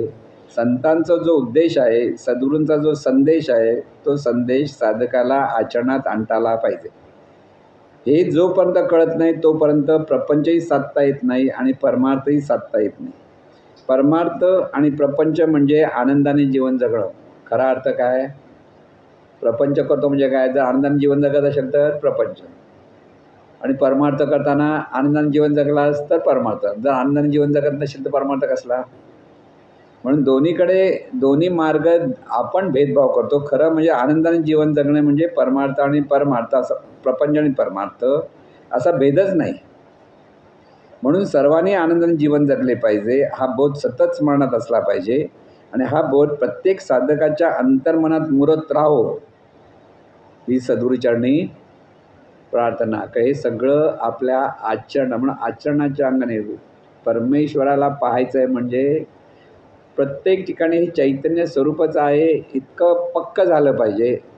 मग कोणी लहान असो मोठा असो पण तिथे त्या त्या नियमाप्रमाणे आपल्याला संबंध जोडता आला पाहिजे. नियम पहा, सगळं चैतन्य स्वरूप आहे म्हणून वाघाला मिठी मारायला गेलं तर काय होईल? ते चैतन्य स्वरूप ह्या चैतन्याला खाऊन टाकायला. ताडोबाचा गेलात ना बघायला, असा मोठा वाघ असा बाजूला जातो, आपल्या पोटात गोळा येतो. कारण आधी वाटतं अरे बघूया. सगळेजण म्हणतात बघूया हुशाऱ्या करतात भरपूर. ही जीप असते ती उघडी असते आणि तो जो गाईड वरती काय सांगतो, हलायचं नाही जरा, पण तो उभा राहिला तर मी काय करू शकणार नाही. बरोबर, तो काय करणार उभा राहिला, असा पाय दोन हात तुमच्यासमोर उभा राहतो, तुम्ही काय करणार? म्हणून तो वाघ अगदी ऐटीत जातो, त्याला सवय झाली, त्याला काय वाटत नाही जीप आली जवळ म्हणून. पण सगळे माणसं त्यावेळेला मात्र श्वास धरून ठेवतात, कारण तो उभा राहता कामा नाही. थ्रिलिंग झालं बाजूला, ते भीती वाटते ते थ्रिलिंग, कळलं ना? म्हणजे हुशारीत आपण सांगतो, पण ज्यावेळेस जरा तरी वाघाने आपल्याला जरी बघितलं ना तरी पोटात गोळा येतो. कारण एवढा मोठा वाघ, त्याचा एवढा मोठा पंजा, काही खरं नसतं आपलं त्याच्यासमोर. माणूस पण न्यायला पण ते नेत नाहीत, माहीत नाही का? पण आफ्रिकेमध्ये नेतात, आफ्रिकेमध्ये मात्र ते नेतात. इथे थोडे हे काय होतं, रोज गेल्यामुळे थोडंसं त्यांना माणसाची आणि जीपची सवय. जीप त्याचं एक शास्त्र सांगतात की जो जीपवर गाईड बसतो ना बऱ्याच वेळा, तो बाहेर असतो, म्हणजे आपल्याकडे नाही बसत. म्हणजे जसं इंजिन फूड आहे ना, तिथे एक खुर्चीसारखं बनवलेलं असतं, त्याच्यावर तो बसलेला असतो आणि बाकीचे लोक जीपमध्ये बसतात. आणि तो वाघ येतो ना, किंवा वाघ, सिंह, तर ते सगळं जीप एवढं मोठं म्हणून एखादा प्राणी बघतात, त्यांना ती जीप कळत नाही. आणि तो माणूस म्हणजे त्याचं सगळं हे रूप आहे, म्हणून त्या माणसावर ते हल्ला करत नाहीत, कारण त्यांना भीती आहे, एवढा मोठा प्राणी आहे. लक्षात आलं मी काय म्हणतो? त्यांची ती मेंटॅलिटी. ह्या माणसांना कळलं म्हणून तो हुशार करतो, बसतो समोर. आपला वाटतं हा कसा काय बसतो, पण त्या वाघाला असं वाटतं की हा एवढा उंच माणूस आहे, कोणतरी मोठा माणूस म्हणजे प्राणी आहे. आणि रोज त्या जीप जातात, तो प्राणी काय ह्यांना त्रास देत नाही, येतो जातो, म्हणजे जीप येते जाते म्हणून त्यांना ती सवय झालेली असते. पण एखाद्याचं वाघाचं जर डोकं फिरलं तरी काय खरं नाही. कधी कधी सिंह बिंह एकदम हल्ला करतात, कारण पशु वृत्ती जी आहे त्यांना ते कळत नाही असं काय काय आहे की आपल्याला हल्ला करणार. त्यांना एखादा वाटला हल्ला करायला तयार होतात आणि त्यावेळेस बरेच ॲक्सिडेंट होतात. एक आफ्रिकेमध्ये असंच सांगितलं होतं, एक मला फोटो काढण्याना तर खाली उतरला सिंहाचा कळप, तो सिंह मागून कुठे आला, त्याने झडप घातली, त्यांना घेऊन गेला क्षणात, विचार पण करायला लागला नाही. कारण त्याच्यावर एवढी ताकद असते की माणसाची ताकद त्याच्यावर काहीच चालत नाही. म्हणजे ही व्यवस्था सगळी आपल्याला पाहता आली पाहिजे. मग अनेक माणसं थ्रिलिंगच्या नावाखाली ह्या ज्या गोष्टी करतात त्या नियम सांभाळत नाहीत आणि मग जीवनामध्ये म्हणजे बऱ्याच वेळा कुठची जंप म्हणतात त्याला, पायाला बांधून उडी उलटं फिरतात बघा, काय म्हणतात त्याला, काय असं बंकी जंपिंग. काय गरज आहे? कधी डोकं आपटलं तर काय जीव जाईल तिथल्या तिथे कड्यावर, किंवा पटकन जर झटका लागतो तर एकदम मणका तुटला, हाड बक्सा टकलं तर काय होईल? पण लोकांना थ्रिलिंग हवं. म्हणजे हे खरं म्हणजे हे असल्या टाईपचं थ्रिलिंग गरजच नाही आपल्याला, पण आपण करतो. काही तरुण मंडळी त्याच्यात अडकतात आणि मग शेवटी ते वाटेल तशी मोटरसायकल चालवणं, रेस करणं. काय गरज आहे का? नाही आहे. तुम्हाला मजा म्हणून करता आणि कुठे ॲक्सिडेंट झाला की अपंग होऊन बसतात शेवटी. अशा बऱ्याच ठिकाणी झालं आहे. म्हणून हे नियम आपल्याला सांभाळले पाहिजेत. आणि हो किती त्या मोहम्मद अली रोडवरती पूर्वी मोटरसायकलचे अशा वेगाने न्यायचे आणि एवढे ॲक्सिडेंट झाले, एवढी म्हणून शेवटी मोटरसायकल आणि स्कूटर चालायला बंदी घातली त्यांनी आणि गाड्यांना 30चा स्पीड लावला आहे. 30च्या स्पीडने कार जाईल कसं होईल? अशी टुकूटुकू झाला. मग आता चालवणारे कसे करतात? जिथे कॅमेरा आहे ना ती पण 30%च्या स्पीडनं, एकदा कॅमेरा गेला की सगळं परत वेगळं चालवतं. कळलं मी तुम्हाला? कसं माणूस हा असा आहे. आता त्याने खरं म्हणजे 30%च्या स्पीड म्हणजे हसण्यासारखी गोष्ट आहे. कारला तुम्हाला 50-60च्या स्पीडने आता गाडी चालणारच आणि गाड्या काय उलटत नाही. पण मोटरसायकलवाले ते 80-90च्या स्पीडने जेव्हा कर्व असतो ना, तो त्याचा अंदाज आला ना की ते एकदम फेकले जायचे, कुठे आपटायचे आणि ही मंडळी विचार न करता चालवतात म्हणून तिथे ॲक्सिडेंट होतात. तरी पण स्कूटर लपून जातातच लोक चालवत. म्हणून हा नियम जे आहे तो निसर्ग नियम म्हणतात. हे ट्रॅफिकचे नियम वेगळे, पण आपल्याला ही सगळं जग हे नियमाने चाललं आहे हे 100% समजलं पाहिजे. नियमाने ग्रह तारे फिरतात, मग ग्रहाचा आपला परिणाम होतो की न होतो, नियम आहे. तर नियमाप्रमाणे म्हणजे तुम्ही म्हणा समुद्राला भरती ओटी येते, नियम आहे, भरती ओटी येते, बरोबर आहे. पण त्याचा अर्थ तुमच्या भविष्यावर किंवा तुमच्या जीवनावर होतो असं नाही. पण आपण जर कल्पना केली असं होणार तर तसं होतं का, अंतर्मन ठरवतं. हो हो होणार होणार म्हटलं की तुमच्याकडे किती लोकांना पंचांग माहिती आता. पूर्वीच्या काळी कसं होतं, निघायचं असेल ते पंचांग बघायचे, एक काळ असा होता. आता आपलं पंचांगच कळत नाही काय ते, कारण आपण आता इंग्लिश कॅलेंडर पाहतो, मराठी कॅलेंडर पण आपल्याला लक्षात. आता ह्या महिना कोणता एक माहिती आपल्याला एवढं पण लक्षात राहत नाही. पुढचं आपल्याला माहिती फेब्रुवारी. तिथे तिथी म्हणजे त्या पंचांगामध्ये अमुक एक शुभ एक अशुभ हे भरपूर लिहिलेलं असतं, सगळे काळ असतात. पण ह्या गोष्टी त्यावेळेला एक शास्त्र म्हणून त्याच्या मागे ते विचार करत असतील, नाही असं नाही, पण तेवढे परफेक्ट नाही आहे. आता जे हे बघत नाहीत ही पाश्चिमात्य लोक किती कुठे भरभराटीला गेले, नियम पाळले त्यांनी, निसर्ग वैज्ञानिक नियम त्यांनी घेतले आणि म्हणून ते आपल्या देशाच्या पुढे गेले. आपला देश पंचांग बघत बसला होता त्या काळात, त्यावेळेला त्यांचं सगळं विज्ञान पुढे गेलं होतं. लक्षात घ्या. म्हणजे कसं असतं की ह्याचा परिणाम होतो ह्याचा परिणाम होतो, ह्या भीतीपोटीच आपण बरेच जीवन घाबरत घाबरत जीवन जगतो. पण जर तुम्हाला त्याच पद्धतीने जर जीवन जगता आलं तर आपल्याला ह्या गोष्टी अडकायचं नाही आहे. म्हणून जीवनविद्याने शुभ अशुभ ह्या गोष्टी सांगितल्याच नाहीत कधीच कुठे. तुम्ही जो क्षण तुमच्या वाटायला आला तो शुभच आहे, तो अशुभ काळ आहे की राहूचा काळ आहे, शनीचा काळ आहे. तुम्ही मनामध्ये ती जर श्रद्धा ठेवली, भावना ठेवली तर ते मन कदाचित ॲक्सेप्ट करतं, त्यावेळेला ते अशुभ शुभ घडतं. म्हणून चांगलंच होणार हा जर विचार प्रत्येक क्षणोक्षणी धरला तर चांगलंच होतं, तिथं वाईट काय व्हायचं कारण नाही. म्हणून ह्या गोष्टीमध्ये मुद्दाम बघायला जाऊ नका, कारण त्याचा वाईट परिणाम आपल्या मनावर जर झाला तर मात्र गोंधळ आहे. कारण समोरचा माणूस अशा पद्धतीने सांगेल तुम्हाला की तो 100% त्याला पक्क माहिती आहे असं सांगतो तो, कळलं ना. एकाच क्षणाला जन्मलेली दोन तरुण, आपल्या दोन मुलं जुळी, दोघांच्या जीवनामध्ये वेगळ्या वेगळ्या गोष्टी घडतात. का घडतात, एका सेकंदाचा फरक असतो ना. एक मुलं आल्यानंतर दुसरं जुळं मूल जेव्हा जन्माला तर किती वेळ लागतो, पण दोघांचं सगळं जीवन, दोघांचा स्वभाव, दोघांच्या अंगाने जीवन सगळं घडण्याचे सगळं भरपूर वेगळं वेगळं दिसतं. नाहीतर दोघांचं सारखंच झालं पाहिजे होतं ना. की एका क्षणाला जेव्हा जन्माला आलेली जी मुलं आहेत सगळीकडे एकाच म्हणजे अगदी त्या क्षणाला त्या सगळ्यांचं भविष्य सारखं असतं का, नसतं. आपल्या कर्माप्रमाणे जीवन घडतं, आपल्या विचाराप्रमाणे जीवन घडतं, किंवा हे चैतन्य स्वरूपाच्या स्मरणात तुम्ही जे जीवन घडायला लागतं ते तुम्ही निर्भय होता. म्हणजे ह्या सगळ्या गोष्टीची भीतीच राहत नाही. संतांनी कुठली कुंडली बघा, असं कर्मकांड करा, अशी भक्ती करा, कुठेच सांगितलेलं नाही. म्हणजे संत म्हणजे कोण, ज्ञानेश्वर माऊली किंवा तुकाराम महाराज किंवा एकनाथ महाराज. एकनाथ महाराज तर अगदी सगळं सांभाळून करायचे बिचारे, कारण त्यांना नाही तर बाहेर टाकायचे, लगेच वाळीत टाकायला लागायची. पूर्वीच्या काळी होतं वाळीत टाकण्याचं, त्यामुळे ते बिचारे परत माया करायचे, करून बसायचे. मग त्यांना वाळीत टाकणं म्हटलं परत क्षमा मागायची, पश्चाताप व्यक्त करावा लागायचा त्या काळामध्ये. तर ह्या सगळ्या गोष्टीतून एक लक्षात ही जीवन म्हणजे विशिष्ट नियमाने, म्हणजे विशिष्ट म्हणजे निसर्ग नियम. बाकीचे नियम तुम्हाला लक्षात घ्यायची गरज नाही, कारण आता इतके नियम कुठे बघणार आहात तुम्ही. आपल्याला प्रत्येक रूपाचा नियम काय, त्या रूपाच्या अपेक्षा म्हणजे पशु पक्ष्यांच्या अपेक्षेत. पण मानवी जीवनात जीवन जगताना आपल्याला प्रत्येकाचा स्वभाव, प्रत्येकाचं वागणं, त्याच्याशी आपल्या अनुकूल कसं वागायचं हेच कळलं पाहिजे. तुम्ही त्याच्याशी अनुकूल बघा, आपण साधारण आपण वागतो कुठे, ऑफिसमध्ये बॉसच्या बाबतीत. ऑफिसमध्ये जाता बॉस कसाही असला तरी S boss S boss S boss S sir म्हणतो ना आपण. का, जरा उलटा बोलला तर काहीतरी होतं, शनी होऊन जाईल आपल्यासाठी, कळलं ना. त्यामुळे तिथे आपण करतो, पण तिथे समजूतदारपणे वागतो. तसं प्रत्येकाशी समजूतदारपणे का नाही वागत?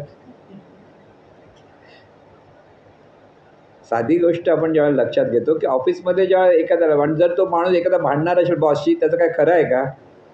तो त्याला रिमार्क मारून कुठल्या कुठे फेकून देतो मध्येच, कळलं ना. त्याचा CR खराब करणं वगैरे असे सगळे प्रकार घडतात. म्हणून इथे जो शहाणा असतो तो बॉसला एस सर म्हणतो. आमचे एक मित्र होते, इंजिनियर होते, डेप्युटी इंजिनियरच्या समोर, म्हणजे चांगले बोलणार, जोशी म्हणून त्यांचं नाव, रिटायर झाले. ते मला म्हणायचे, गाढवाच्या मागे उभं राहायचं आणि ऑफिसरच्या पुढे उभं राहायचं नाही, कधी लात मारतील ते सांगता येत नाही. आणि ते कोणी सांगितलं ते त्यांच्या बॉसच्या समोरच बोलले, तर डेप्युटी इंजिनियरच्या समोर. तो म्हणतो, अरे काय बोलतो तुम्हाला गाढवा. ते जॉली होते म्हणून बरं, त्यांनी मनावर नाही घेतलं, तर मनावर घेतलं तर खरोखर लात मारली असती त्याला. म्हणजे हे म्हणून कधी काय बोलायचं हे कळलं पाहिजे खरं. म्हणजे आता विनोदाने ते बोलले, विनोदाने समोरच्याने ऐकलं, हे दोघेही समजूतदार होते म्हणून सगळी चांगली गोष्ट असते. पण ह्या सगळ्या गोष्टीतून मारणार लात असेल तर तू लात मारशील हे सांगायची गरज नाही. ती तू लात किती लांब येईल तेवढं बघा आणि लांब, कळलं ना. ही व्यवस्था रूप आहे. हे सगळं आपल्याला लक्षात आलं की आनंदाने जीवन जगता येतं, काही त्याच्यात दुःख वगैरे काही राहत नाही. म्हणून आपल्या ठिकाणी आज 3 प्रकरणं, म्हणजे आजच्या 2 दिवसात आपण 3 प्रकरणं, त्याच्यात नेमका अर्थ काय घेतला हे लक्षात घ्या. बोधामृत वाचलं ना? नाही वाचलं? अरे सॉरी.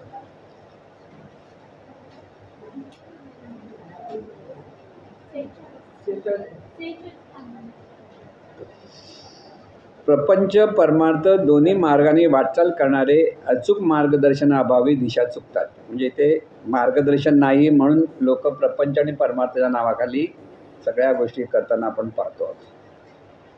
एकच स्वरूप अनंत रूपाने आहे हे परमार्थाचे सार आहे. म्हणजे आपल्याला परमार्थ म्हणजे काय? एकच चैतन्य स्वरूप आहे आणि ते विविध रूपाने, व्यवस्था रूपाने प्रगट आहे. व्यवस्था रूपाने चैतन्य स्वरूप सर्वत्र आहे हे ज्ञान झाले तर मूर्ती असो, माणसे असो, दोन्ही ठिकाणी केलेला नमस्कार हा देवासाठीच असतो, म्हणजे चैतन्य स्वरूपासाठीच असतो. हा बोध आपल्याला असला पाहिजे. व्यवस्था रूपाचा स्वभाव, तेथे नियम कळले तर त्या व्यवस्था रूपाशी योग्य संबंध जोडणं शक्य होतं.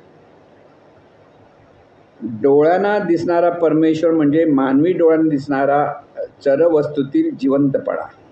म्हणजे जे जे जिवंत आहे तिथे आपण म्हणतो ते चैतन्य स्वरूप आहे. चैतन्य स्वरूपाच्या अनुसंधानातून आपण प्रत्येकासाठी जे करू त्यात दोघांनाही सुख मिळतं. म्हणजे कृती करणाऱ्याला आणि समोरच्या व्यक्तीला, दोन्ही बाजूने. हे विश्व म्हणजे एक मोठी व्यवस्था आहे आणि त्यातील प्रत्येक गोष्ट एकमेकांना पूरक पोषक अशी व्यवस्था आहे. आपण सुखी तर सर्व सुखी व्हावेत, आपण सुखी तसेच सर्व सुखी व्हावेत, या सकारात्मक दृष्टीतून जीवन जगता आले पाहिजे. म्हणजे सगळ्याचं सार काय? आपणही सुखी व्हायचं, सर्व सुखी व्हावेत. म्हणजे कोणी कसाही असो तो सुखी व्हावा, ही भावना जेव्हा आपल्याकडे सतत येईल त्यावेळेला हा परमार्थ सिद्ध. म्हणजे या तिन्ही परमेश्वराच्या अंगाने 3 गोष्टी आपण पाहिल्या. परमेश्वर कसा आहे? चैतन्य स्वरूप, हेच सर्व रूपाने प्रगट आहे. हे सतत आपल्याला लक्षात आलं की प्रत्येक, मग त्याची प्रॅक्टिस कशी करायची? प्रत्येक रूपाला पाहिलं की आपल्या मनातमध्ये विचार करा, चैतन्य आहे, ते व्यवस्था रूपाने प्रगट आहे. म्हणजे झाडाकडे पहा, दगडाकडे पहा, कुठेही पहा, सूर्याकडे पहा किंवा चंद्राकडे पहा, हे सगळं आहे ते चैतन्य स्वरूपाची रूपं आहेत. चैतन्य स्वरूपाची रूपं आहेत म्हणून त्या रूपाचा आदर करायचा आहे, रिस्पेक्ट. सूर्यालाही नमस्कार करायचे आपल्याला जे सांगत आहे, त्याचा अर्थ ते सूर्य ही सुंदर व्यवस्था आहे, त्याच्यामुळे सगळं विश्व चाललं आहे, आपल्या पृथ्वीवरचं जग चाललं आहे. त्यामुळे सूर्य आपल्यासाठी उगवत नाही. परत लक्षात ठेवा, सूर्य तुमच्यावर कृपा करतो म्हणून उगवतो का? सूर्य व्यवस्था आहे, तर सूर्य युगानुयुग आहे, पण आपण मात्र त्याला कृतज्ञतेने बघायचं आहे. तो तुमच्यासाठी उगवत नाही, तुमच्यासाठी मावळत नाही. सूर्याच्या नियमाप्रमाणे आपल्यासमोर आपण ज्यावेळेला आपल्या पृथ्वीचा ज्यावेळेला भाग घेतो तर उगवला, तिथून दूर झालो की मावळला, रात्र झाली. हे सगळं तो व्यवस्था आहे आणि ती व्यवस्था बरी आहे आपल्यासाठी. भारतात तरी ती बरी आहे, नाही तर काही काही देशांमध्ये सतत कधी कधी 24 तास पण सूर्य तळपतो एका ठिकाणी, असा आहे. काही महिने तो 24 तास असतो आणि काही महिने 24 तास अंधार असतो. असंही पण ते कुठच्या तरी एकेका देशामध्ये आहे. ते झोपतात कधी, उठतात कधी, असा हा प्रश्न पडायचा. कारण त्यांना घड्याळ बघून चला आता 10 वाजले, चला झोपा. कधी उजाडलेला आहे तरी पण झोपा म्हणणार. कळलं? मग अडचण होते खरी म्हणजे. आता त्यांना सवय लागेल ती वेगळी गोष्ट. आपल्याकडे कळलं संध्याकाळ चला तर झोपायची, जेव्हा झोपा चला, सगळं चालू होतं ना. तर हा जो व्यवस्था रूपाने सगळं चाललो आहे, हा सतत आपल्या डोक्यात, म्हणजे आता 3 दिवस आपण हॅमर करून घेतला, ते पुन्हा पुन्हा सांगितलं तर काय, पण त्याचा अभ्यास आपण प्रत्येकाने करायचा आहे. दिसेल ते चैतन्य, दिसतं ते व्यवस्थारूप चैतन्य, जाणतं ते जाणणारच चैतन्य, आणि दोन्ही म्हणून असतं ते चैतन्य. चैतन्याशिवाय दुसरं काही नाही. हा स्मरणामध्ये सतत ठेवला पाहिजे. ह्या सगळ्याचा अर्थ म्हणजे खूप काही वाचलं, पाठ करायची गरज नाही. बोध काय, प्रत्येक रूपाला तुम्ही रिस्पेक्ट देऊन बघायला लागला, तुमच्या मनामध्ये प्रत्येकाबद्दल आदर असेल तर ती तुमची पूजा अर्चा झाली. त्याच्यातून तुम्ही त्याच्याशी बोललात, वागलात, म्हणजे मानवी जीवनाच्या अपेक्षा आपण एकमेकाशी बोलतो, एकमेक वागतो, तर आपण रिस्पेक्ट देऊन जेव्हा प्रत्येकाशी बोलतो, तो गरीब आहे, छोटा आहे, मोठा नाही, तो त्याच्याशी कृतज्ञतेने जेव्हा पाहायला लागतो, बोलायला लागतो, तेव्हा तुम्हाला रिॲक्शन चांगलीच मिळते. तुमच्या मनात जर एखादं कृतज्ञ की त्याचं भलं व्हावं असं जेव्हा वाटतं, तर समोरच्याकडे आपोआप ती व्हायब्रेशन पोहोचतात. ही व्हायब्रेशन थिअरी आहे. परत जे विचार करतो ती व्हायब्रेशन्स आहेत, ती विचाराची व्हायब्रेशन समोरच्या माणसावर पडतात, त्यावेळेला त्यालाही त्या पद्धतीने प्रतिसाद द्यावासा वाटतो, की प्रतिसाद दिला जातो बऱ्याच वेळा. काही वेळा नाही द्यायचं, त्यावेळेला ते रिसिव्हिंग स्टेशन खराब झालं असं समजायचं. समोरच्याचं रिसिव्हिंग स्टेशन बरोबर नाही, तर मोबाईलवर कधी कधी ऐकू येत नाही ना, किती म्हटलं तरी नेटवर्क जुळत नाही. तरी पण आपण मात्र त्याचं भलं व्हावं म्हणायला काही हरकत नाही. म्हणून व्यवस्था रूपाने सगळ्या नियमांमध्ये, आता ऑफिसच्या नियमामध्ये काही तुम्हाला शिक्षा करावी लागते, तर ऑफिसचे नियम आहेत. मनातून त्याचं भलं व्हा म्हणा आणि ऑफिसच्या नियमाप्रमाणे त्याला काय करायचं करा. कळलं? तिथे कधी कधी अरे करूया का, ह्याचं वाईट झालं तर आपल्याला शिक्षा, तुला काय वाटायचं, त्याचं कर्म आहे, त्या कर्माप्रमाणे त्याला मिळणार, पण त्याला सावध मात्र पहिल्यांदा करायचं, हे करू नकोस. असं केलंस की तुझ्यावर आरोप येतील, की तुझ्याबद्दल रिमार्क येतील. हे जेव्हा आपण मुद्दाम जाणीव पण करून द्यायची काही आवश्यकता असते. म्हणजे एखाद्याचं भलं व्हावं ती मनात अंतःकरणात असेल तर आपण मुद्दाम, कोण जर वाईट करत असेल ऑफिसमध्ये ज्यावेळेला, काही वेळेला असं होतं, तर त्याला ती जाणीव करून दिली पाहिजे की हे तुझं चुकतं आहे. पण एकदा सांगून दोनदा सांगून ऐकल्यानंतर त्याचं कर्म त्याच्याकडे, की नियमाप्रमाणे जे होईल ते होईल, असं सगळं शेवटी असतं. म्हणून सगळीकडे व्यवस्था म्हटलं, व्यवस्था चैतन्य म्हटलं तरी प्रत्येक ठिकाणी पाहताना तुम्हाला वेगळ्या वेगळ्या परिस्थिती निर्माण होते, आणि त्या वेगळ्या वेगळ्या परिस्थितीमध्ये तुम्हाला व्यवस्था रूपाने ते चैतन्य आहे लक्षात ठेवून जीवन जगावं लागतं. तिथले नियम, प्रत्येक व्यक्ती एक व्यवस्थाच आहे. त्या प्रत्येक व्यक्तीला सांभाळणं कठीण आहे. आपल्या जवळच्या व्यक्तींना सांभाळायचं म्हटलं तर प्रत्येकाचा स्वभाव, प्रत्येकाचं बोलणं, प्रत्येकाचं वागणं, प्रत्येकाचं काही जीवनाचा जो म्हणजे त्याच्याकडे असलेलं ज्ञान, याप्रमाणे तिथे आपल्याला सतत सांभाळता आलं पाहिजे. सेटिंग आपली तशी बदलली पाहिजे, तर तुम्ही आनंदाने राहू शकता आणि त्याला आनंद देऊ शकता. ते जर नाही केलं तर मी म्हणतो तसं वाग, की झालं, संपलं. कळलं? म्हणून इथे सांभाळता आलं पाहिजे.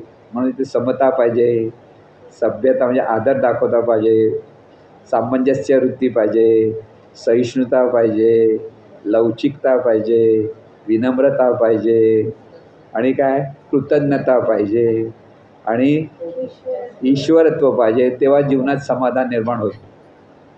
म्हणून समाधानासाठी हे सगळे गुण म्हणजे त्या व्यवस्था रूपाशी कसं वागायचं त्यासाठी आवश्यक असलेले गुण आहेत. हे सगळे गुण आपल्या अंगी बाणायचे. सत्साधकाने हे सगळे अंगी बांधले पाहिजेत.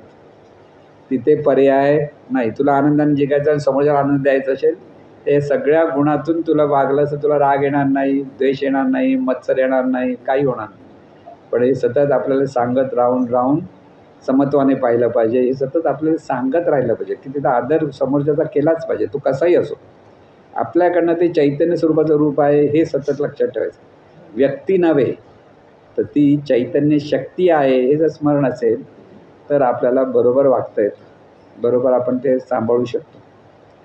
एखादा पोलीस, तुम्ही बाहेरच्या गावी गेला आणि पोलीस तुम्हाला वेडावाकडं रागवत असेल तरी आपण काय म्हणतो, जाऊ देव पोलीस आहे, त्या भांडणीत पडू नका, गपचूप बसतो ना. म्हणजे नंतर आपण तो गेल्यानंतर काय बडबडतो, पण त्यावेळेला तरी बाबा हा साहेब करून आपण निघतो ना. आपल्याला ते सुख, त्याच्यात सुख आहे. तिथं उलटं सुलटं बोललं तर दुःख आहे. पण प्रत्येक व्यवस्था कशी आहे ते लक्षात ती प्रत्येक ठिकाणी आपल्याला त्या त्या पद्धतीने पाहावं लागतं. आणि हे सगळं प्रॅक्टिकल जीवन जगताना, म्हणून परमार्थ हा नुसता डोळे बंद करून बसण्याचा मार्ग नाही आहे, तर प्रत्यक्ष जीवन जगत असताना ह्या सद्भावनेतून आपण कसं जगायचं हे कळलं पाहिजे. म्हणून छोट्या छोट्या गोष्टीत गुंतू नका. उगीच राग कोणा धरायचा, उगीच चीड धरायची काही गरज नाही. सत्य प्रत्येकजण चैतन्य स्वरूपाचे आहे, जाणी रूपाने आहे. त्याचं भलं झालं पाहिजे, कल्याण झालं पाहिजे. आणि हे जेव्हा तुम्ही करायला लागाल तर तुम्ही आनंदात राहाल, कसलंही तुम्हाला बंधन नाही राहणार, आनंदाने सगळ्यापासून जीवन जगता आलं. पण हे सगळे सद्गुण मात्र आपल्याकडे असले पाहिजेत. ते असतील तरच जीवन आनंदाने जगता येईल. त्याच्यातला एक जरी गुण कमी पडला तरी काही जीवनात खरं नाही. तिथे वादविवाद, भांडण तंटे सगळं काही सुरू होतं. म्हणून भांडण तंट्यापासून लांब राहायचं, वादापासून दूर राहायचं, कुठे वाद घालायला जायचं नाही, गपचूप बसा. कोणी वाद घालत असेल, कोणी तुम्हाला होऊन आरडाओरडा करतं उगीच, तर तेवढी वेळ निभावण्यासाठी शांत बसायला काही हरकत नसते. पण आपण नाही शांत बसत नाही, आपण परत आपली तलवार काढतो आणि आपणही उलटं बोलतो. पण तिथे परत भांडण तंटे होतातच आणि मग वादविवाद होतात. तर ते या सगळ्या गोष्टीपासून आपल्याला, म्हणून क्षणोक्षणी हे लक्षात आलं पाहिजे. नुसतं काय परमेश्वर म्हणजे नुसती पूजा अर्चा केली, डोळे बंद केले म्हणजे परमार्थ झाला नाही. इथे चैतन्य स्वरूपाचा अनुभव घेण्यासाठी डोळे बंद करून साधना केलीच पाहिजे. पण डोळे उघडे ठेवून त्या भावातूनच सर्वांशी चांगले संबंध ठेवणं, किंबहुना सर्वांवर निरपेक्ष प्रेम करणं म्हणजे परमार्थ. अपेक्षा नाही कोणाकडं, आग्रह नाही, त्यांनी असं केलं पाहिजे, त्यांनी तसं केलं. आपल्याकडनं त्याचं भलं झालं पाहिजे हाच विचार. आणि त्या भलेपणाच्या विचारात आपणही सुखी होतो आणि सर्व सुखी होतात. म्हणून 3 प्रकरणं आहेत. ही प्रकरणं पुन्हा पुन्हा पुन्हा आपल्या चिंतनात घ्यायची आहेत. पण त्याचं सार एवढंच आहे. एवढा वेळ लागला पण सार काय, सगळीकडे चैतन्य स्वरूप आहे, व्यवस्था रूपाने आहे. त्या व्यवस्थेचे नियम बघितले पाहिजेत, त्याप्रमाणे आपण वागायचं आहे. समोरच्यानं आपल्याशी असं वागलं पाहिजे हा आग्रह नाही. बस तोही सुखी व्हावा, आपणही सुखी व्हावं, संपलं. इथे परमार्थ झाला. पण तिथे मंगलमय भावना असावी, सद्भावना असावी, अशा आणखीन कंगोरे तिथे येत असतात. आणि त्यामुळे अशा पद्धतीने आपल्याला जीवन जगता आलं पाहिजे. जगायचं की न जगायचं ठरवायचं कोणी?